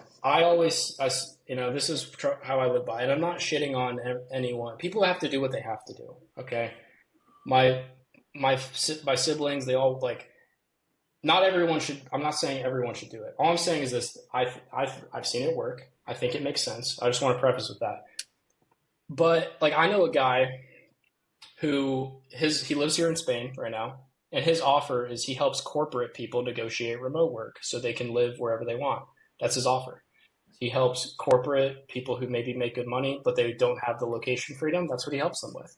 And he's been able to do that for himself. He's been able to do that with a lot of people. So there's options that people don't realize that are out there to where they can make, still do what the company needs them to do and work remotely. Now, if a majority of people are doing something, like a majority of people can't do something, what I would just recommend to anyone listening is look at what a majority of people do. They're depressed, they smoke weed, they drink, they're not on their shit, they're sad, they hate their life. That a majority of people aren't, like we just talked about, are down bad. So just do the opposite of whatever they do, or at least try. Like at least fucking try, because there's a lot more to life, and your life's again short, and there's opportunity out there. There's more opportunity out there than you think. There's people on TikTok making videos about honey on TikTok, and they make six figures. There's people, it's crazy. Like there's opportunity out there, and if you don't want what a majority of people want, then you just have to start taking actions that a majority of people don't take. You have to wake up early. You got to read. You got to gain access to people that have the info that you need. That's what you have to do. Like I'm sorry, but like there's no way around it. Like that's what you just have to do if you don't want to be stuck. Yeah. So, I mean, Yeah, I agree with what you're saying for sure. The only piece that I'll add, and I 100% agree, there's going to be this AI transformation within the next 5 years, and a lot of people are going to become more obsolete. And what I think that means and how it relates to this remote work idea, especially now. So you look at remote work, you look at the whole COVID situation, everyone went remote, and they got a lot less work done. And people still very much value personal, physical, human connection. And so, like Esteban, who you were doing data analysis in college, coming out of that part's going to get obsolete. But what's not going to get obsolete is the selling and the skill set you guys have, the selling, the analysis, the selling, the work.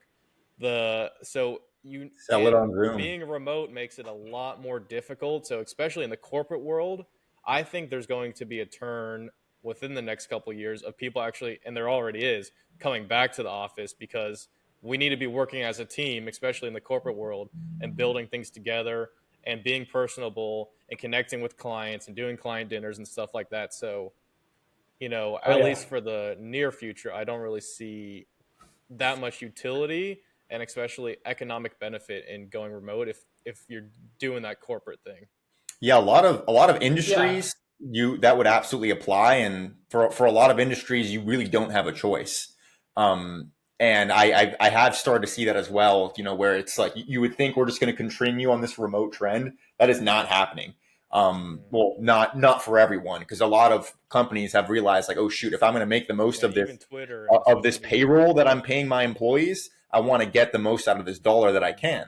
And a lot of companies that let you work remote still want you to live in America, and they'll say, hey, no, you can't live internationally. I do think it is important though for people to think beyond the scale of just job. Like Chris is mentioning, it's not just a matter of working a W-2 job that was once held in an office and now doing it remote. The honeybees on TikTok, it's or information products or e-commerce, whatever it is. Like there's tons of different ways to make money online that isn't just a job. And there are a lot of these ways you can't do in person, even if you wanted to. And also you also do have to consider, because of that cost difference, maybe you are making $8,000 a month as a sales rep in a big office, in Atlanta, Georgia, or Miami, Florida. You can start making $3,000 a month just being a telemarketing rep for some little company. But if you take that lifestyle and you go live in America, in Latin America and Southeast Asia, that $3,000 is going to go a lot further than your $8,000 is going right now. And I think a lot of people, when they think of, okay, if I'm going to work remote, I need to make the same amount of money in order to make it worth it, then they get stuck in a trap where they never pull the trigger, because they're not open to the fact that their costs are going to be so much lower elsewhere. Yeah, Yeah, that I kind of mean, Tim Ferriss talks about it. Sorry, I'll say this real quick and you can go. It's currency arbitrage. Yeah. Take your currency and go somewhere where it's worth more. You can. There's nothing stopping you. But go ahead, Danny. that kind of ties back into this guy that you were talking about earlier doing the remote landscape. I mean, that doesn't make any sense to me. How can you have, is he outsourcing all his landscape work and he's kind of doing the phones and doing the selling and then outsourcing to like people that actually do cut the lawns? And like with his social media, how's he even making videos if he's not actually on the properties doing the landscaping videos? Like, can you talk about that a little Good bit, because that question. just makes no sense Yeah, with all it's the interesting, depreciable right? So, assets and stuff. yeah, so I mean, long story short, he's basically a sales and marketing company. He has a younger brother. It's based out of Kansas. He has a younger brother that's there, that works for him. They work together basically. He's 17 years old. Mm-hmm. Um, he has a project manager that handles a lot of projects, and he has a subcontractor that does incredible work that he's developed a relationship with. And then the way he gets leads is he has a marketing agency run Google and Facebook ads for him, and he gets referrals. The way he didn't start that, he started door knocking, he started mowing lawns, then he got into landscape and hardscape by, you know, working his way up into higher profit margin jobs. He realized that a lot of these guys that he was looking up to in the industry, they had all these things like, nice trucks and, all this stuff, but they were tied to where they were. So he was like, I want to try this model where, I see these entrepreneurs that are traveling and doing this lifestyle. Like, I want to see the world. I want to go somewhere where my dollar goes farther. I want to like experience that.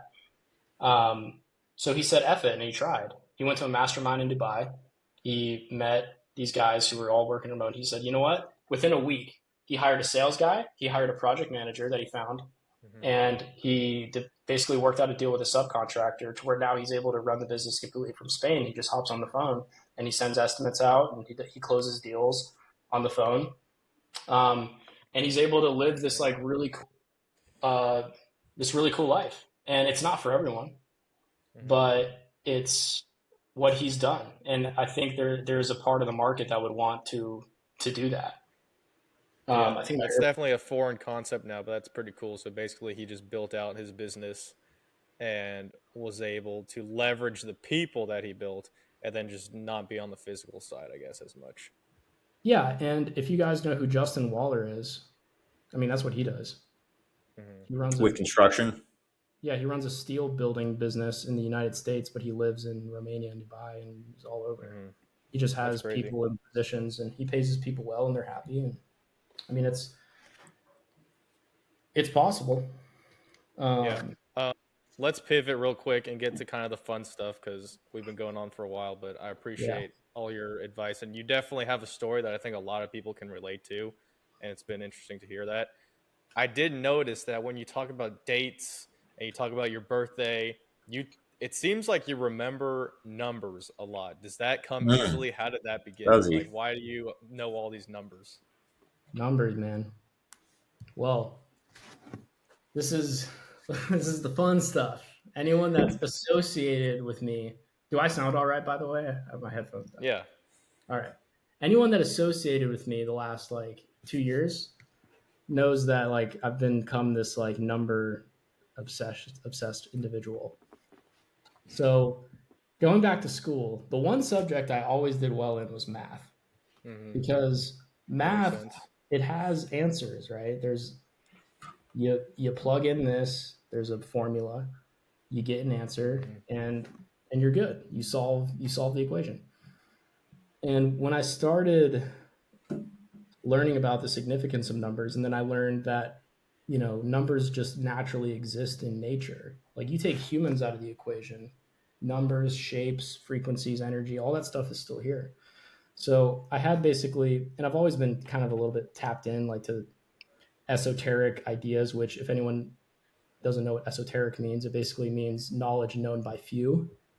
Um, these hidden information or knowledge that's been passed down through like wisdom and like these high societies and like Egyptian stuff, like woo woo stuff, for for lack of a better term, right?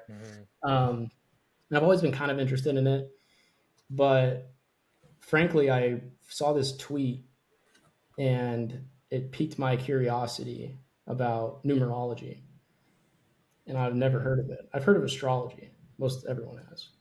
Like, I'm a Taurus, right?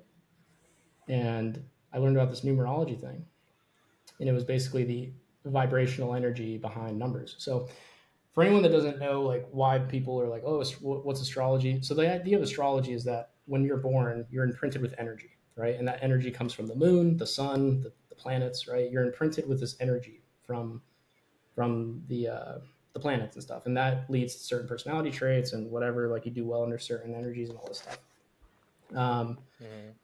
And to kind of start with that too, for people who I'm losing. So like Nikola Tesla, he's, everyone can at least say that he's one of the smartest individuals who have ever been alive. And he always says, if you want to understand, or one of his quotes is, if you want to understand the way the universe works, you have to think in terms of energy, frequency, and vibration, right? So what you got to understand is that at an atomic level, everything is vibrating, everything is frequency, everything is energy. When you open an oven, you can feel the heat. You don't see it, but you can feel it. That's energy, right?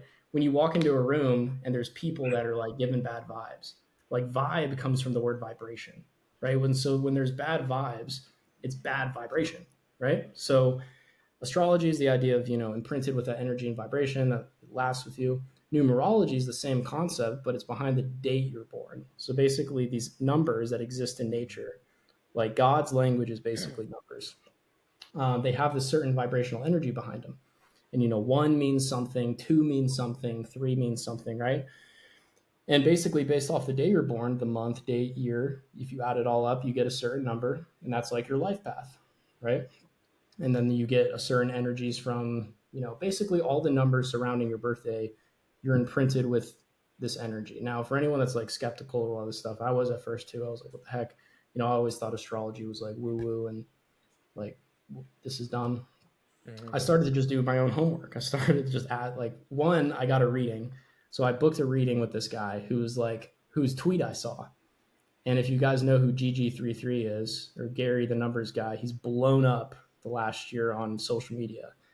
I booked him when he was like way cheaper. It cost like $3,000 to even have a 45-minute phone call with him now. Yeah. I paid like $300 and talked to him for like 2 hours on the phone. And he gave me, and it was awesome. Again, it was kind of like a foresight thing. But anyway, so he gave me a reading, and I was like, okay, this is legit. I gave him a couple other people, and then we just talked for like 2 hours. And then I'm the kind of person where if you give me some like breadcrumbs of knowledge and it piques my curiosity, then I just like dive down the rabbit hole. So I started asking people their birthdays. Things started adding up.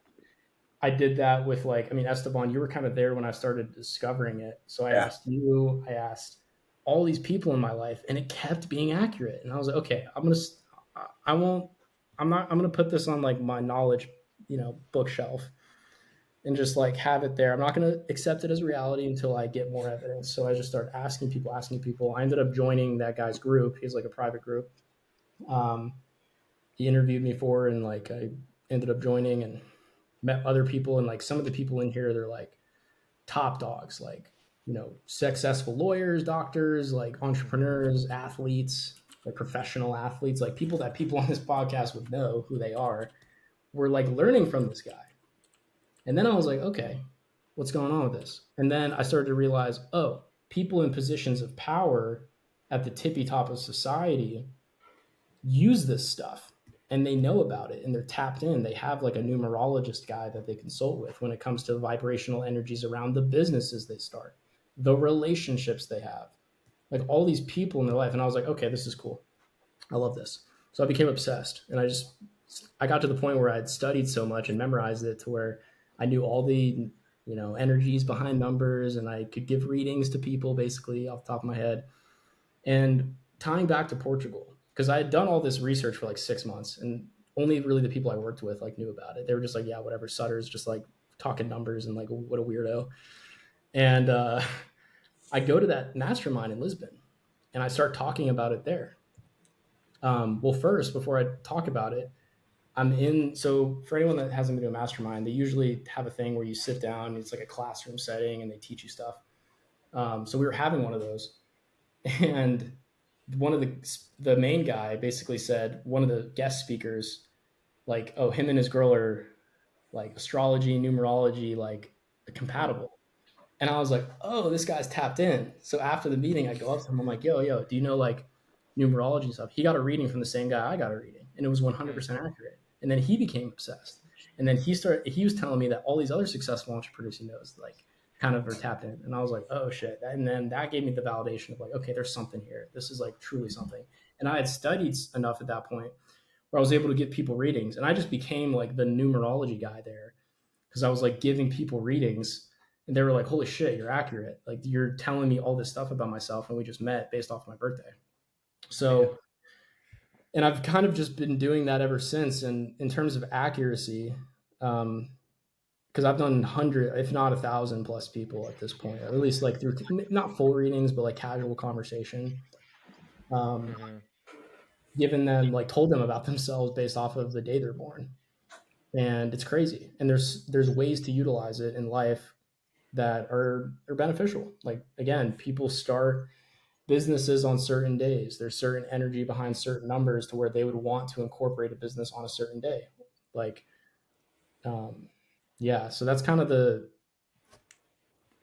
Yeah, the yeah, yeah. overview Real of what quick, it do you is. if you watch the Joe Rogan podcast, I was kind of listening a little bit to this Terrence Howard guy talking Yep. about his numbers theory and how 2 times 1 is actually 3 because 1 can't just be lost; it has to be added. It's still there in space or whatever. And also talking about kind of what you were talking about, how the periodic table and all the different elements have different vibrations, or and like carbon and Oscillations. hydrogen are like the same but the opposite, or something like that, and how the periodic table should not, have you heard about that? It shouldn't be the way it's presented. It should be more of like a circular thing. Um, no, frankly, All right, well, it's kind of interesting if you want to get into that, because I know you like the I'm number down. I stuff. I have heard a little. I mean, it's in secrets, Chris. The periodic table kind of talks about it, and Oh for to yeah. kind of to kind of swing off of that. For me personally, because I did see essentially Chris's whole journey through this, learning this knowledge, and of course, in the beginning, I was like, dude, get out of here, like, and he kept on talking about, this guy that was doing these readings, and in my mind I was like, I hate that guy. But what happened was two things. A is just a ridiculous amount of data. Like Chris kept hitting me with like, oh, and this company did this on this day, and you're this life path, and this person that we know is that life path, and boom, boom, boom, boom, boom, boom, boom, boom, boom. And it got to a point where there was just so much like alignment between what he was saying and reality that I was just like, all right, like my ears are open, like let me listen in.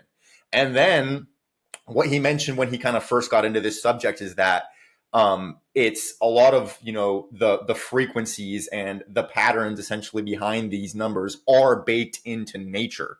So it's not just like some sort of theoretical explanation for how things are alone. It's not just theory. It's not just speculation. A lot of it is just patterns that we see in nature and patterns that we see in how the world literally is. And this that goes into the esoteric, like you mentioned. But it was those two things. It was like he's just hitting me with this insane amount of data, and then also like I'm starting to see the foundational elements behind it all, and the way that it ties into just the most basic concepts, like atoms, like shapes, like trees, like all these things. And I'm like, okay, wow, it's starting to make a lot more sense. Yeah. And now I'm at a point now where I can't say like I'm at his level at all, but I definitely take it a lot more seriously. And it's like, yeah, it's super cool to learn about. So yeah, I just wanted to share sort of like how I've seen him from my perspective, and I can see how a lot of other people in our lives, and even my life personally, have kind of had similar realizations. Where it's just like after you're hearing enough of this stuff, you're just like, what the heck, dude? All right, what's up? Yeah. And people people aren't really necessarily interested in things until they hear it enough times, and then it's like, okay, like let me at least like give this a chance, right? And that's what and you did, and that's what I've seen a lot of people in my life do. They're like, even my parents, bro. They're like, "What the hell is our son on about again? He's like doing decently well in business. Now he's talking numbers and stuff." And like, I'm on FaceTime with my sister the other day, and she's like, "Yeah, like our other sister, she's like, is Chris like what's like is he like the number what like what's going on?" And I can completely see where people are coming from, but you gotta like you kind of have to dip your toe in, or at least actually fully dip your leg in and jump into it to kind of understand like what it truly is about, because it's not something that what you have to understand is a lot of influential successful people know about this knowledge and they use it. Like when I was in LA, I sat next to this guy, and he was actually Andrew Tate's top closer when back in 2021 2022, when he was having his big come up. He was like a sales guy, top guy. So this guy was tapped in. He lived in Dubai. He like was around that, and I brought up numerology because one, it's a great conversation starter. For one, that's one thing. People will remember you if you tell them all about themselves with your birthday and stuff. Yeah. But I started doing a reading with him, and he was telling me, "Bro, you're in the numerology." And I was like, "Yeah." He was like, "Bro, all these oil sheiks I know or have met in Dubai live by that stuff. Like you go to Dubai and license plates sell for like hundreds of thousands, millions of dollars because of the numbered license plate. Like in China, the number 8, for example. So we'll get into some like what numbers mean. Mm-hmm. So 8, for example, is the number of money. If you go to China, a license plate with a number 8 on it is a hot commodity, right? Hmm. Because they understand the vibrational energy behind the number 8. 8 is money, right? So, I mean, how far do you guys want to go? I mean, we can talk. Well, why the vibrational energy behind the number 8? Why those vibrations behind that number? Where do those come from? So it's for one, like it exists, right? It is what it is, and then what we've found out through thousands and thousands of years of humans studying our universe is through pattern recognition. They've been able to understand certain energies behind certain things. I know that's probably not the best answer, but if you go back to like Egypt, for example, there's all this sacred knowledge that has been passed down from these ancient Mesopotamians or ancient Egypt that have been passed down through these like ancient schools. Um, Mm-hmm. that you know, when we've tried to understand our universe, through pattern recognition understood that people, for example, born on the first, they tend to be leaders. They tend to be very masculine, right? The one energy is male energy, right? They've come to realize that the number 8 is with regards to money. So, for example, China, right? They started the Olympics in 2008 on August 8th at 8:08 p.m. That's when they lit the torch, right? At the time, China was the 15th largest economy in the world. Not that long ago, 15 years ago, 16 years ago. Now, you ask anyone and they're like, who's like the next up? Like who's the next superpower? It's China. Since they did that, since under the world stage, they imprinted energy in their country with all 8 energy. They've went from the 15th biggest economy to the second, soon to be first, right? Now another example. So 28 is the number of wealth, right? So 8 is money, 28 is wealth. It's my So birthday. yeah, we'll get into your individual birthdays here in a second, but so people whose birthday adds up to 28. So let's do some math. So if my birthday's, or well, let's just do you, Danny. What's your birthday? Mm-hmm. July 28th, 2001. So 7/28, 2001. Okay, so your birthday adds up to 20, right? Now I won't get into why this is, but I'm basically gonna you're what's called an 11. You're an 11 life path, okay? Right? If Mm-hmm. we take your birthday and deduct it down and add it up, you get 11. Right? In other ways, now the way I did it is 20. Long story short, people with 20 energy have the same energy as 11, right? Some of this stuff I can't say. I'm behind an NDA. That's just is what it is. Okay. You're going to have to live with it. But so I'll go into you real quick. People with 11 energy, they're very emotional, right? I'm an 11. So we're both 11s. I'll fist bump you on there. So basically with what that means is the number 11 is tied with emotional energy. So people with 11 energy, they can be down in the dumps sometimes if they're not handling their emotions well. The best way for a person with 11 energy to handle their emotions is through exercise. So a lot of 11s tend to be very good athletes because that's their outlet. They lean into athletics because it's a really good outlet for them. Or, and if you don't, you'll end up like me and you'll be sad and playing video games and smoking weed and doing all this stuff you shouldn't be doing. And that's what happens with a lot of people who are 11s if they're, not taking care of themselves physically. So let me give you an example of some 11s. Michael Jordan's an 11, right? Kobe, who was mentored by Michael Jordan, is an 11. Kyrie Irving, who wears number 11, who was also mentored by Kobe, or who got mentored by Kobe, who got mentored by Jordan, is an 11, wears number 11, right? Mm-hmm. Yeah. Ronald Acuna, we're all Braves fans. He's an 11. Mm-hmm. Matt Olson, he's born on the 29th. So even if you're born on the 29th, 2 and 9 is 11, right? So people with that 11 energy are very good athletically. Now, and again, 9/11 was this big thing. I was 3 years old. Esteban, you weren't even alive. Danny, you were like, yeah, it was a couple months.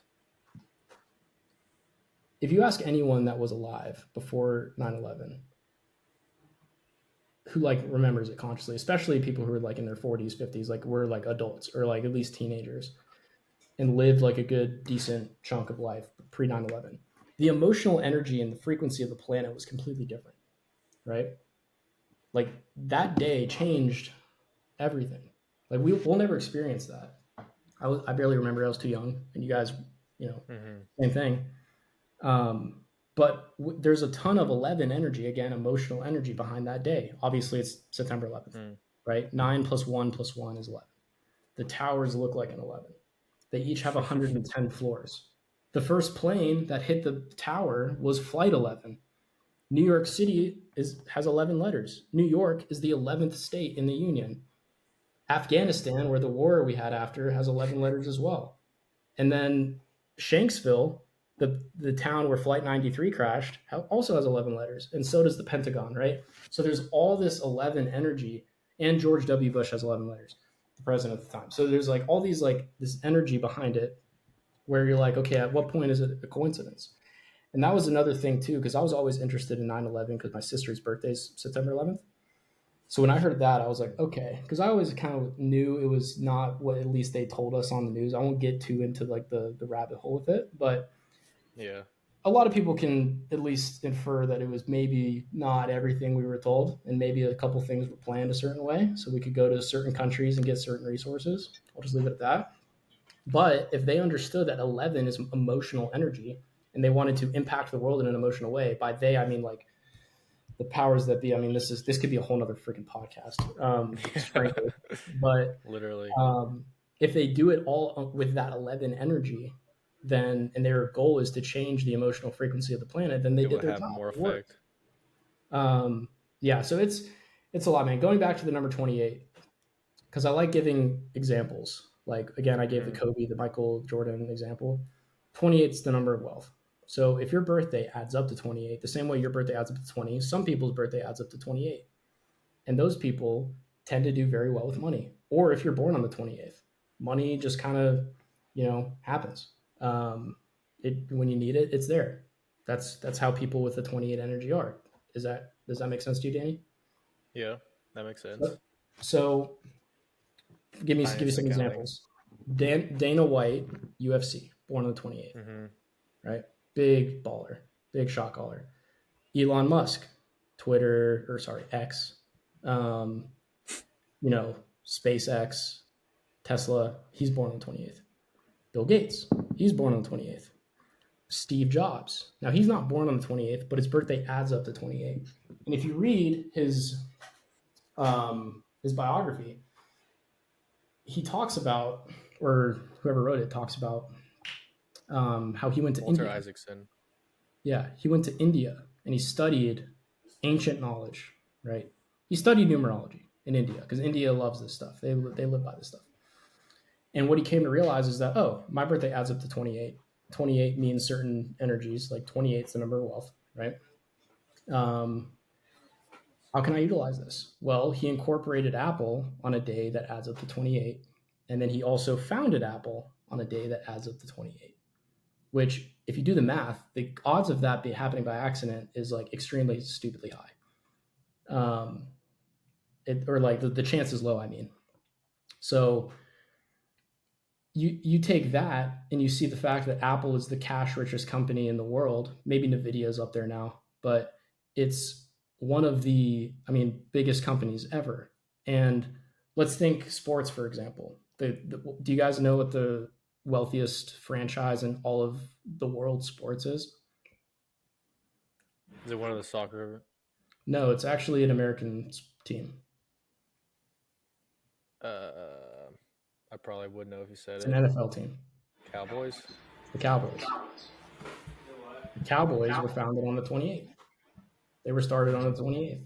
Vanguard, the largest asset manager in the world, one of, up there with BlackRock, was founded on a day that adds up to 28, right? So all this, and Vladimir Putin, right, for example, Vladimir Putin, he got married on the 28th, and he had his first daughter on the 28th. So that's a way that if people want to come into some money, have your kids born on certain days. Danny, did your parents do a little bit better financially after you were born? Did they start like maybe making some more money? I guess my dad worked kind of in the corporate accounting world, so naturally, yeah. Mm-hmm. Over time, he was promoted and moved companies and ended up being a partner eventually. Yeah, he's done decently well, Mm-hmm. right? Now going back to Vladimir Putin, he's not born on the 28th, but he's born on the 280th day of the year. So stuff like that matters as well, right? So these are just some examples. Again, this could be a whole friggin' another hour. So with Danny's reading here, so you mentioned a few things. Born on the 28th. It's probably a pretty good sign for you, Danny. He's an 11, which is emotional energy.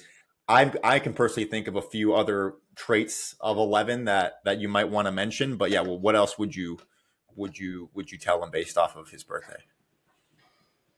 Yeah. So 28 adds up because obviously we talked about 28, but it still adds up to 10, which zeros are they're placeholders. Zeros don't exist in nature. Like we as humans created zeros. So if you ever see a zero, just eliminate zero. So you have that one energy. One is the number of the leader. Ones like to be in charge. Ones do well at the top in terms of like being in charge of other people. Ones also are very argumentative, or people with the one energy are very argumentative. They love to argue. They like to prove their point. They go back and forth. That's why lawyers, right, are good. People who have one energy are good lawyers because the first vowel is A, right? The law, A. Attorney, A, right? So a lot of people, A is the first letter. A lot of people with the one energy have that A-type. A-type personality, right? That's why it's A-type. Get it? So it's like because people have that one with that one energy, have those personality traits.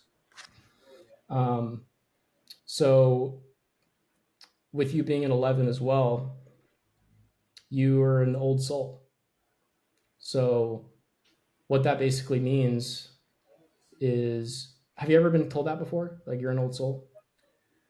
Yeah, I've said it about myself as well, kind of a little less seriously. Okay. And what does that mean Wise to you? beyond or mature beyond my years, I guess. Yes. So people with 11 energy, and I didn't even really get into it, but 11 is what's called a master number. There's 11, 22, and 33, which are master numbers. As an 11, basically it means you've had many lifetimes. And I don't want to get into the reincarnate, whatever, right? Just go, let's stay with me here. Your soul has been through a lot of trials and tribulations to get to where you're at now. So you basically have a soul's mission. Now, Danny, you've probably always felt when you were younger, or maybe even now, probably actually, yeah, definitely now, but for your whole life, you have this inherent need to want to change the world or like change, like make an impact, right? People with that 11 energy want that. They want to leave an impact in some way. And they tend to do that. Tony Robbins is an 11. Grant Cardone's an 11. Joe Rogan, born on the 11th, right? That guy that you just brought up, Terrence Howard, he's also born on the 11th, right? So Yeah. people with that 11 energy can change the world. They tend to change the world, actually. Obama, he's an 11. Joe Biden, say what you want, but he's got that 11 in him. You know, same with Ronald Reagan, right? So a lot of people who are 11s, they have it in them. But the problem is that they're emotional as hell, and if they don't control their emotions, then they won't get to where they want to be. So that's like a big life mission of an 11 is to be able to control their emotions. Now, Esteban, I'll let you kind of fill in some gaps, but like, where do you feel like I'm missing? Because I know you. One other, one other nugget I would include from what I've learned is that 11s are very charismatic and can naturally just get along with people well. Nice. And they walk into a room and they feel it out. They can people kind of gravitate towards them, and they're just easy to get along with. And I mean, I know we haven't started necessarily like validating or disqualifying any of this reading yet, but that I would say is pretty applicable to Danny as well as a lot of other things. But yeah, that's the only other nugget I would add is the whole like charismatic, like presence, gravitas sort of Well, aspect that 11s have. I wanted you to say that because one, I wanted to test you, and you're doing well, my path. But Slowly also, apprentice. that's the thing, Dan. And think of the people I just mentioned. Charismatic. Joe Rogan, charismatic. Obama, say what you want. He's probably the most charismatic president we've ever had. Joe Biden used to be.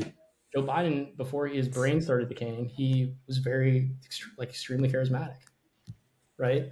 So Danny, you'll probably meet strangers and they'll just like open up to you about their like entire life. Like you'll just meet someone and they're like telling you their like deepest, darkest secrets, and you're like, "What the heck? I just met you. Like, wait, why are you telling me this?" And it's because they literally feel that comfortability, that energy, that this is an old soul. This is someone I'm gonna just naturally gravitate towards.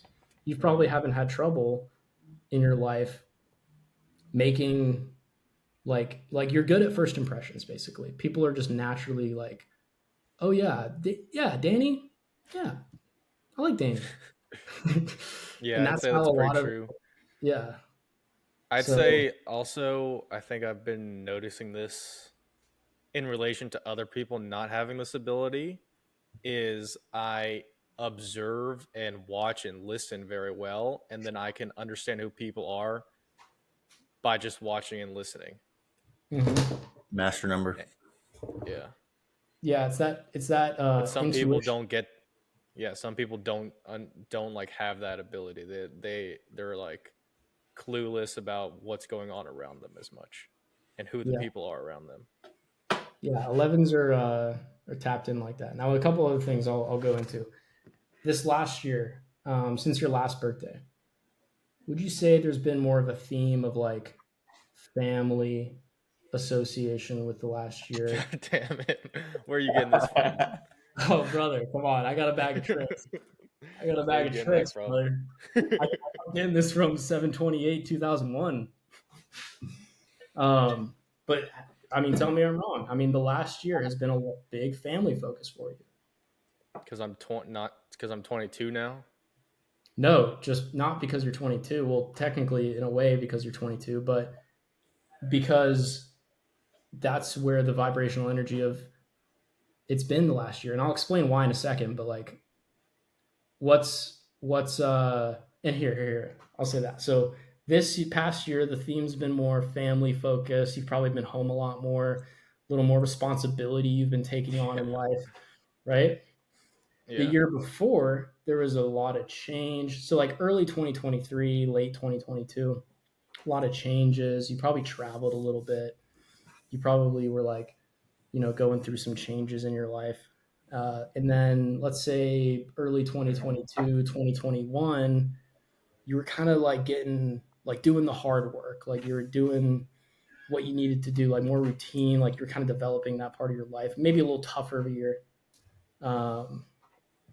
And 2021 was a good time. I'll say that you had a pretty decent 2021. Yeah. 2019 though, that might not have been the best year. That might have been the end of something. Maybe like a new something like an L was taken to kind of started this new path for you. It was kind of like the tying of the end of a story, like the end of a chapter of Danny's life. Yeah. And Sure. that's kind of now you're at where you're at. So Yeah, something like that.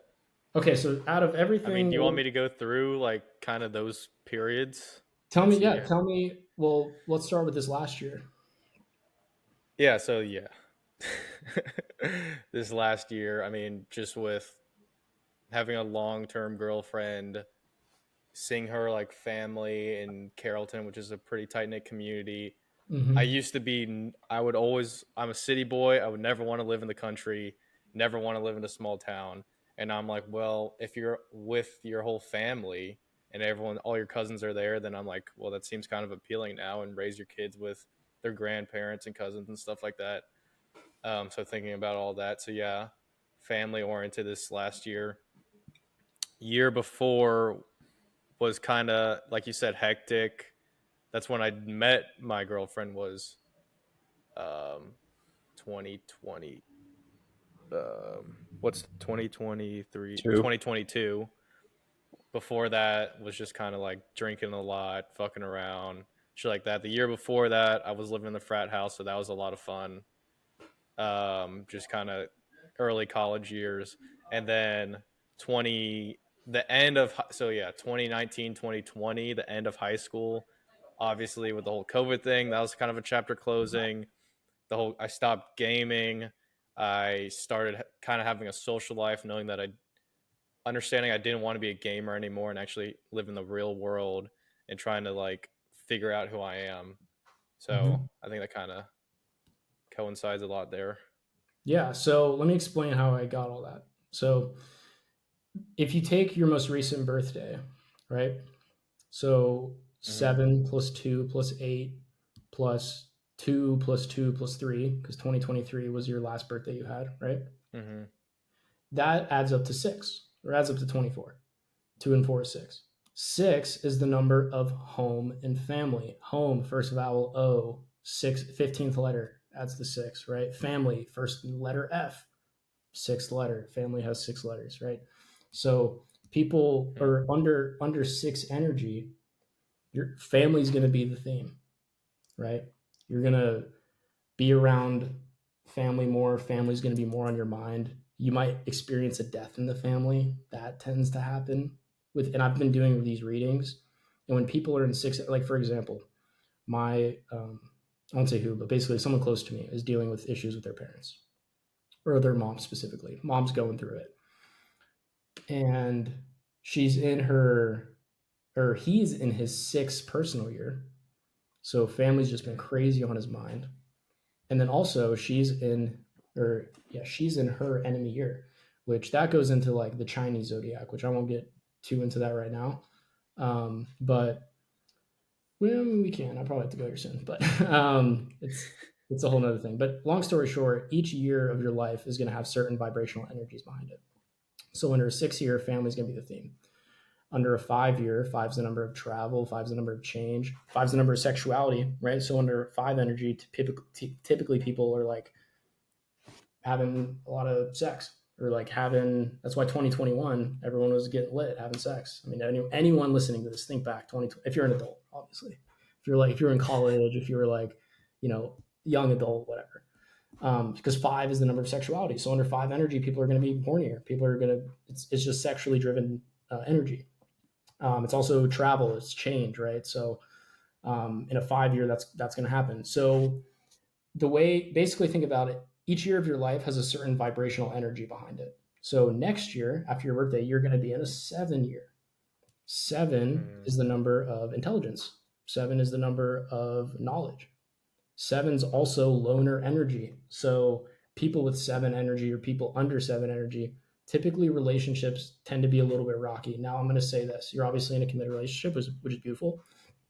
If things get a little tough, I'm not manifesting this. All I'm saying is that if things can get a little rocky next year, just understand that's the energy. Okay. Don't make rash decisions. Don't be like thinking crazy, because I literally gave a reading like 3 days ago to this guy, and he still has his girl in his mind. That they dated for 8 years and they broke up. But he was like, bro, she was like perfect. She was my wife. Like, what's going on? They were both in their 7 year when they broke up. And I was like, see, what happened is you guys were under loner energy, and it fucked your relationship up. So if you understand this stuff, you cannot make rash decisions. You can understand, hey, maybe the energy's not with that this year. So if I were you, I would spend a little bit of time alone. That's fine.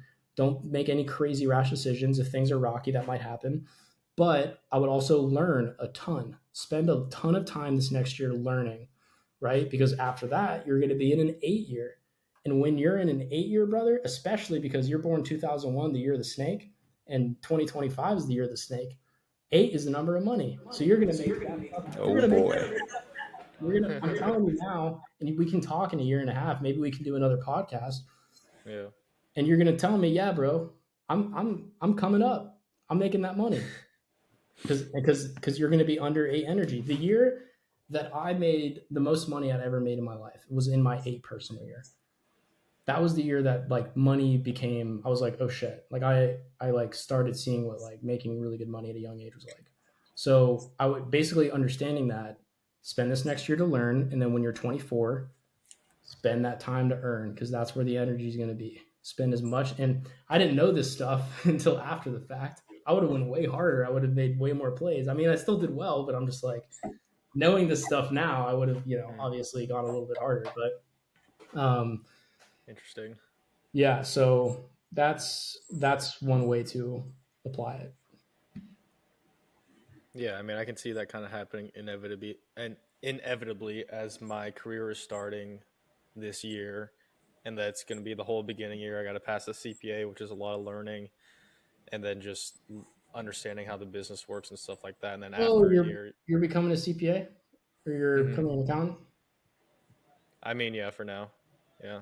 Well, what I'm saying is, bro, you're born on the 28th. No wonder you're fucking dealing with money, bro. You got that. You got the energy. Yeah, and that's finance and accounting degree. People with the 8 energy or the 28 energy or have an 8 in their birthday, they might not even become the richest. They might not even, do that, become entrepreneur or whatever. But they're going to be around money. They're going to be dealing with money. They're going to be a banker. They're going to be an accountant. They're going to be dealing with, because money is like you like money. You like the way it moves. You like the way it is. So that's funny. That makes sense. Yeah. Yeah, I personally would say, I mean, from, I know Danny pretty well. And then I'm curious to hear his final remarks on how accurate he thinks it is. But I mean, yeah, this one is another smash, another home run for course, for the most part, minus a couple things. But yeah, I mean, the 28 makes sense. Finance and accounting degree, wants to go into private equity one day. The 11, like, yeah, Danny definitely just gets along with people. Like he's gravitates, people tend to gravitate towards him. A little bit stubborn, a little bit argumentative. Me and him have definitely butt heads on stupid shit a lot growing up, but screamed at each other. yeah. But I mean, I have some one, not as much, but a little bit of one in me as well. And what else? Yeah, the personal years line up. Especially recently since he's been an adult, and yeah, it's. I mean, shoot. I have a question for my own sake, since you say this year might be difficult relationship wise. Can you tell me something about my girlfriend, which is May 5/3, 2002? 5/3. Are we about to line up those bad years? You know what I'm saying? I'll tell you right now. Yeah, you are. So she's in a 7 personal year as well. We're like right now, ever since the 3rd, right? She's in a 7 now, and Danny's about to be. She just turned. Her birthday was the beginning of this month. Yeah. Yeah, so she's in a 7 personal year right now, and so are you. Damn. So, no, but like understand that, and like just understand that. Like, think of your life. Like, we all play video games. I like to think of my life as a video game. When it comes to these energies, there's certain times where you're going to have a buff in certain stats, and there's certain times where you're going to have a debuff in certain stats because of the way the energy works. So understand that the relationship energy might take a little hit, but that doesn't mean you just like make rash decisions or like change the course if things are really going well. And I'll say this, she's a 3 and you're an 11. I mean, that's not, I'll just say that's like not bad. That's pretty decent. I'll just leave it at that. I won't get too into number compatibility, but that's good is what I'm saying. And with her being in a 7-year and you being in a 7-year, maybe this is the time that you guys just kind of love each other from a distance, and that's fine because she's going to want her me time. You're going to want your me time, and you can still have a great thing going. Just don't let it like ruin things, because like I've experienced it. I fucked up in my 7-year. I had a great thing going with a girl, and I fucked it up. A lot of people do. That's just what happens. A lot of people do, and I've seen it. I've asked. I've done the research. You can ask Esteban. I've done the data. I'm not just speaking out of my ass. So understand that this next year for both of you is good time to learn, good time for her to study. I don't know what she's doing with her life, but she should be learning new things, studying, kind of doing her thing. And then next year, y'all both are going to freaking make it back. That's going to be awesome. 3s are very good around children, no? Yeah, so 3 is the number of childlike energy. Okay, right? Well, she wants to become a teacher. Oh, look at that. That would make sense. So again, the word child begins with C, the third letter. So people with the childlike energy, she's probably pretty funny actually, because 3 is the number of communication, right? So, say what you want about female comedians or women, whatever, but some aren't funny, straight up. But there are women that are funny, and the ones that with a 3 energy tend to be the ones that are funny. So you guys laugh. She makes you laugh. She's also very like bubbly, she's very like childlike, that's how people with the 3 energy are. Sometimes they have trouble with focusing on things. They get kind of a little scatterbrained. Yeah. So yeah. So yeah, I mean, does that add up for you? Yeah, definitely. Real quick, unless you Can't have watch any a other movie. questions, just do mine. Give me the quick rundown. Obviously, I guess I've real heard quick, times. I would say the only thing that doesn't quite align, and maybe it does, but in a different way, is the emotional energy from the 11. I'm not empathetic or very sympathetic, and I'm kind of on the spectrum of narcissism. I think narcissism is a spectrum, and everyone leans a certain way a little bit. Although maybe recently I've been more emotional, but I'm very good at controlling my emotions, and people around me can't tell if I'm emotional or not. I've been told. Well, that's good. I mean, controlling your emotions. Was that an acquired skill, or was that something you've always been good at? Always been good at, I think, yeah. Okay. Well, emotions aren't just sad or this or that. I mean, emotion. I mean, being narcissistic or whatever is an emotion. I mean, so would you say? I mean, that's like the only thing is that you're not typically emotional. Yeah, not typically emotional. Everything, I mean, hopefully wealth keeps going. Hopefully, bro. Leader on Delete that word "hopefully" from your vocabulary, bro. Yeah, we'll get the wealth. No, we will get the wealth, don't worry. Yeah. Leader, want to be on top, argumentative, like as one said, old soul, charismatic. I mean, yeah, adds up. Yeah. And then with the years, the prior years, seems to A be in lot. alignment there. Yeah, I mean, and again, it's a percentage game because I'm going to tell you this. Like, I've gone through readings with people, and maybe one thing is wrong, 2 things is wrong, but like 80-90%, because environment plays a role, right? Certain people are in certain ways because of their environment that they grew up in. Like, if you were born in Saudi Arabia, you'd probably be Muslim, but you're not. You're born in America, so you're probably like, I don't know, Christian or something. That's just how it is. So environment plays a role. But Esteban, I'll do you real quick, and then I probably will call it Yeah, it's been a long one. Go ahead. All right. So August 5th, 2002. And you can give me the quick version. Of course, I've heard this, but for the viewers. Yeah, for the people. So he's an 8 life path. Remember how we talked about money? Esteban's about the money, right? So Esteban, someone who's been, now this is the thing with the number 8. So you think about it, it's like 2 circles on top of each other. So with, yeah, it's an infinity sign, right? So people, and I'll get into that in a second, but people, when it comes to money with the 8 energy, it's always up and down, right? So people with the 8 energy, they'll make the money and then it'll go away. And then they'll make the money and then it'll go away. They'll have the money and then it'll go down. And then it'll be up and down their whole life. That's how 8s tend to be. They're either dead broke and then they'll come into some money, or they got the money, but they'll have dips, right? So the way, because like the number 8, it's big up top, big on the bottom. So people with 8 energy, they tend to not be like stable income, middle class, right? They tend to either be dead broke or they are associated with money. Like I had a homeowner that I worked with who was an 8, and because I would do this with my homeowners, and she worked in a bank for 40 years.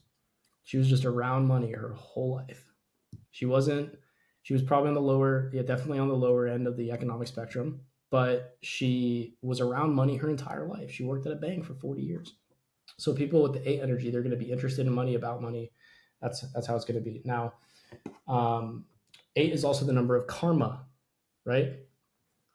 So what goes around comes around, right? Like the number 8, like the infinity sign. So the number 8 looks like an infinity sign. People with 8 energy are very karmic. Now, what does that mean? That means if Esteban does anything bad things happen to him. Like life will get him back quick. If he starts making bad choices, bad shit starts to happen in his life. Some people in this world can get away with doing bad things. They'll do bad things and they'll just get away with it. They'll keep doing it. They can get away with it. They might not get their karma for 5 years, 10 years, a lifetime, right? People with 8 energy, Esteban, for example, he will get his if he does bad things. So what that basically means, Esteban, is you have to live a righteous life. You have to be a good person. Because if you're a good person, it's going to the same way. The universe is going to treat you well. The same way, if you're a bad person, the universe is going to treat you very bad. Now, with you being born on the 5th, 5 is the number of travel. 5 is the number of change, sexuality. 5 is also the number of good looks. I mean, Esteban, you're a pretty good looking dude. I mean, look at those eyebrows. Look at those. I mean, come on, guys. Is that a little pride in me, But no, 5 people with the 5 energy tend to be, models, right? So like Beyonce, she's a 5, right? Just one example. And 5 is also the number of travel. So that's probably why you're keen to travel. It's also the number of change, right? So people with the 5 energy, I want you to think about the letters again. So the letter E is the 5th letter. It's funny that your name's Esteban. That's good. Because of E. So people with the 5 energy are also entertaining, right? 5 is the number of entertainment. They also, when going back to the travel thing, people with 5 energy are typically better when it comes to renting things, right? Because they change all the time. They travel, rent, the first letter E, right? First vowel. I mean, the vowels are very important. That's a whole other conversation, the English alphabet and all that stuff. But so Esteban, if you being born on the 5th, you should constantly change your environment. Again, environment, E, right? So you need to basically change your scenery a lot. That's going to be good for you. You should also career-wise. People with 5 energy typically don't stick to one career their whole life. They typically change careers, which is fine. I mean, at the end of the day, as long as money's coming in, bills are being paid, that's all that matters. Like sticking to a thing for some people isn't the move. For some people it is, but for some people they need to be able to change and adapt and do different things. So that's if I were you, I would lean into that. I would basically change things all the time. Do something for this period of time and then switch. That's fine. Don't let anyone tell you it's wrong, because you're going to do well in that. You're going to do well with that. Now, in terms of kind of like how we said the last year for you, Danny, has been focused on family. The last year for Esteban, there's been a lot of perspective shifts, a lot of little bit more emotional. Again, you've been in an 11-person year. Now, what happens in an 11-person year is typically people are more emotional. Now, their perspective on life tends to be a big shift. So, Danny, for you, your personal year in 2019, 2019, that was like the big perspective shift for you. Mm-hmm. Your levy, right? I mean, we already talked about it. So the reason why you had that perspective shift is because you were in under 11 energy. That tends to happen. So same with you, Esteban. That's been the last year, and then the year before that, you were under 1 energy. 1 is the number of beginnings and new adventures and new things, a whole like new chapter. And yeah, I mean that's kind of the short version. And then real quick, I want to touch on like myself and kind of why I moved out here and did this whole thing. I'm on this new shift and new chapters because I'm in my 1 year right now. I treated this past year, it was my 9 year. 9 is the number of energy completion and all that stuff. As kind of like an end of a chapter. I noticed what I didn't want in my life. I noticed what I didn't no longer serve me. I noticed what I didn't, want for this next, period of my life. And I knew that I needed to make a shift. And knowing this energy, I basically went with the energy. And that's what I recommend anyone listening to this to do. Do the math. If you understand the numbers and you understand what energy you're under, lean into it. So if you're in a 9 year, end things, complete things, have that energy behind it. If you're in a 1 year, that's the time to start things. If you want to start a whole new life, that's the best time to do it. So I'm leaning into that energy. And I think, Esteban, for you, in your next year, the same way I told Danny to lean into that knowledge energy and start learning, you need to lean into, with under 3 energy, you need to lean into community. You need to lean into communication, content, right? People with the 3 energy tend to be very good at content. Mr. Beast is a 3 life path, right? So under 3 energy, you're going to want to lean into that. So if I were you, I would expand your network like crazy. I'd meet a ton of new people. I mean, Danny, in 2021, that's what happened with you. You started meeting hella new people. So, I mean, it's the same thing. So under 3 energy, that's what I would lean into. Did that all make sense for you? That does. That does.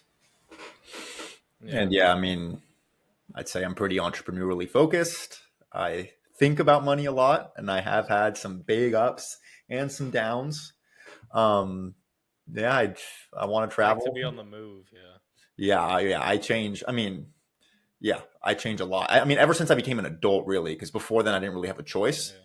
But I mean, literally, ever since I've turned 18, like I've transferred schools, I've lived in different places, I drop out, I move here, I move there. Like I haven't lived in the same place for more than 8 months since I was 18. Since I was living with family. And yeah, the personal years definitely line up. Chris has gone through with me like going way back, and yeah. And that was part of the reason why I glued onto this stuff a little bit more, was when he gave me my reading. I was like, oh shoot. Yeah. And anyone listening to this, I recommend just like at least be open-minded about it. I mean, if you've gotten to this part where you're this far, you're listening, you're probably at least some part open-minded to it, right? So do the math, understand it. If you want, I do readings. You can go on my Instagram. I'll have a link. I'll give you anyone from here a discount. Put the links. Yeah, link down below, and Yep. I'll tell you about yourself, and I'll do what basically I did with Danny and Esteban. I'll tell you what to lean into and all this stuff. Now, this isn't like, I'm not saying I'm some crazy like full-time numerologist. I'm not even say crazy, like it's a great. It's not tax advice. This is not financial advice. This is not life advice. Yeah.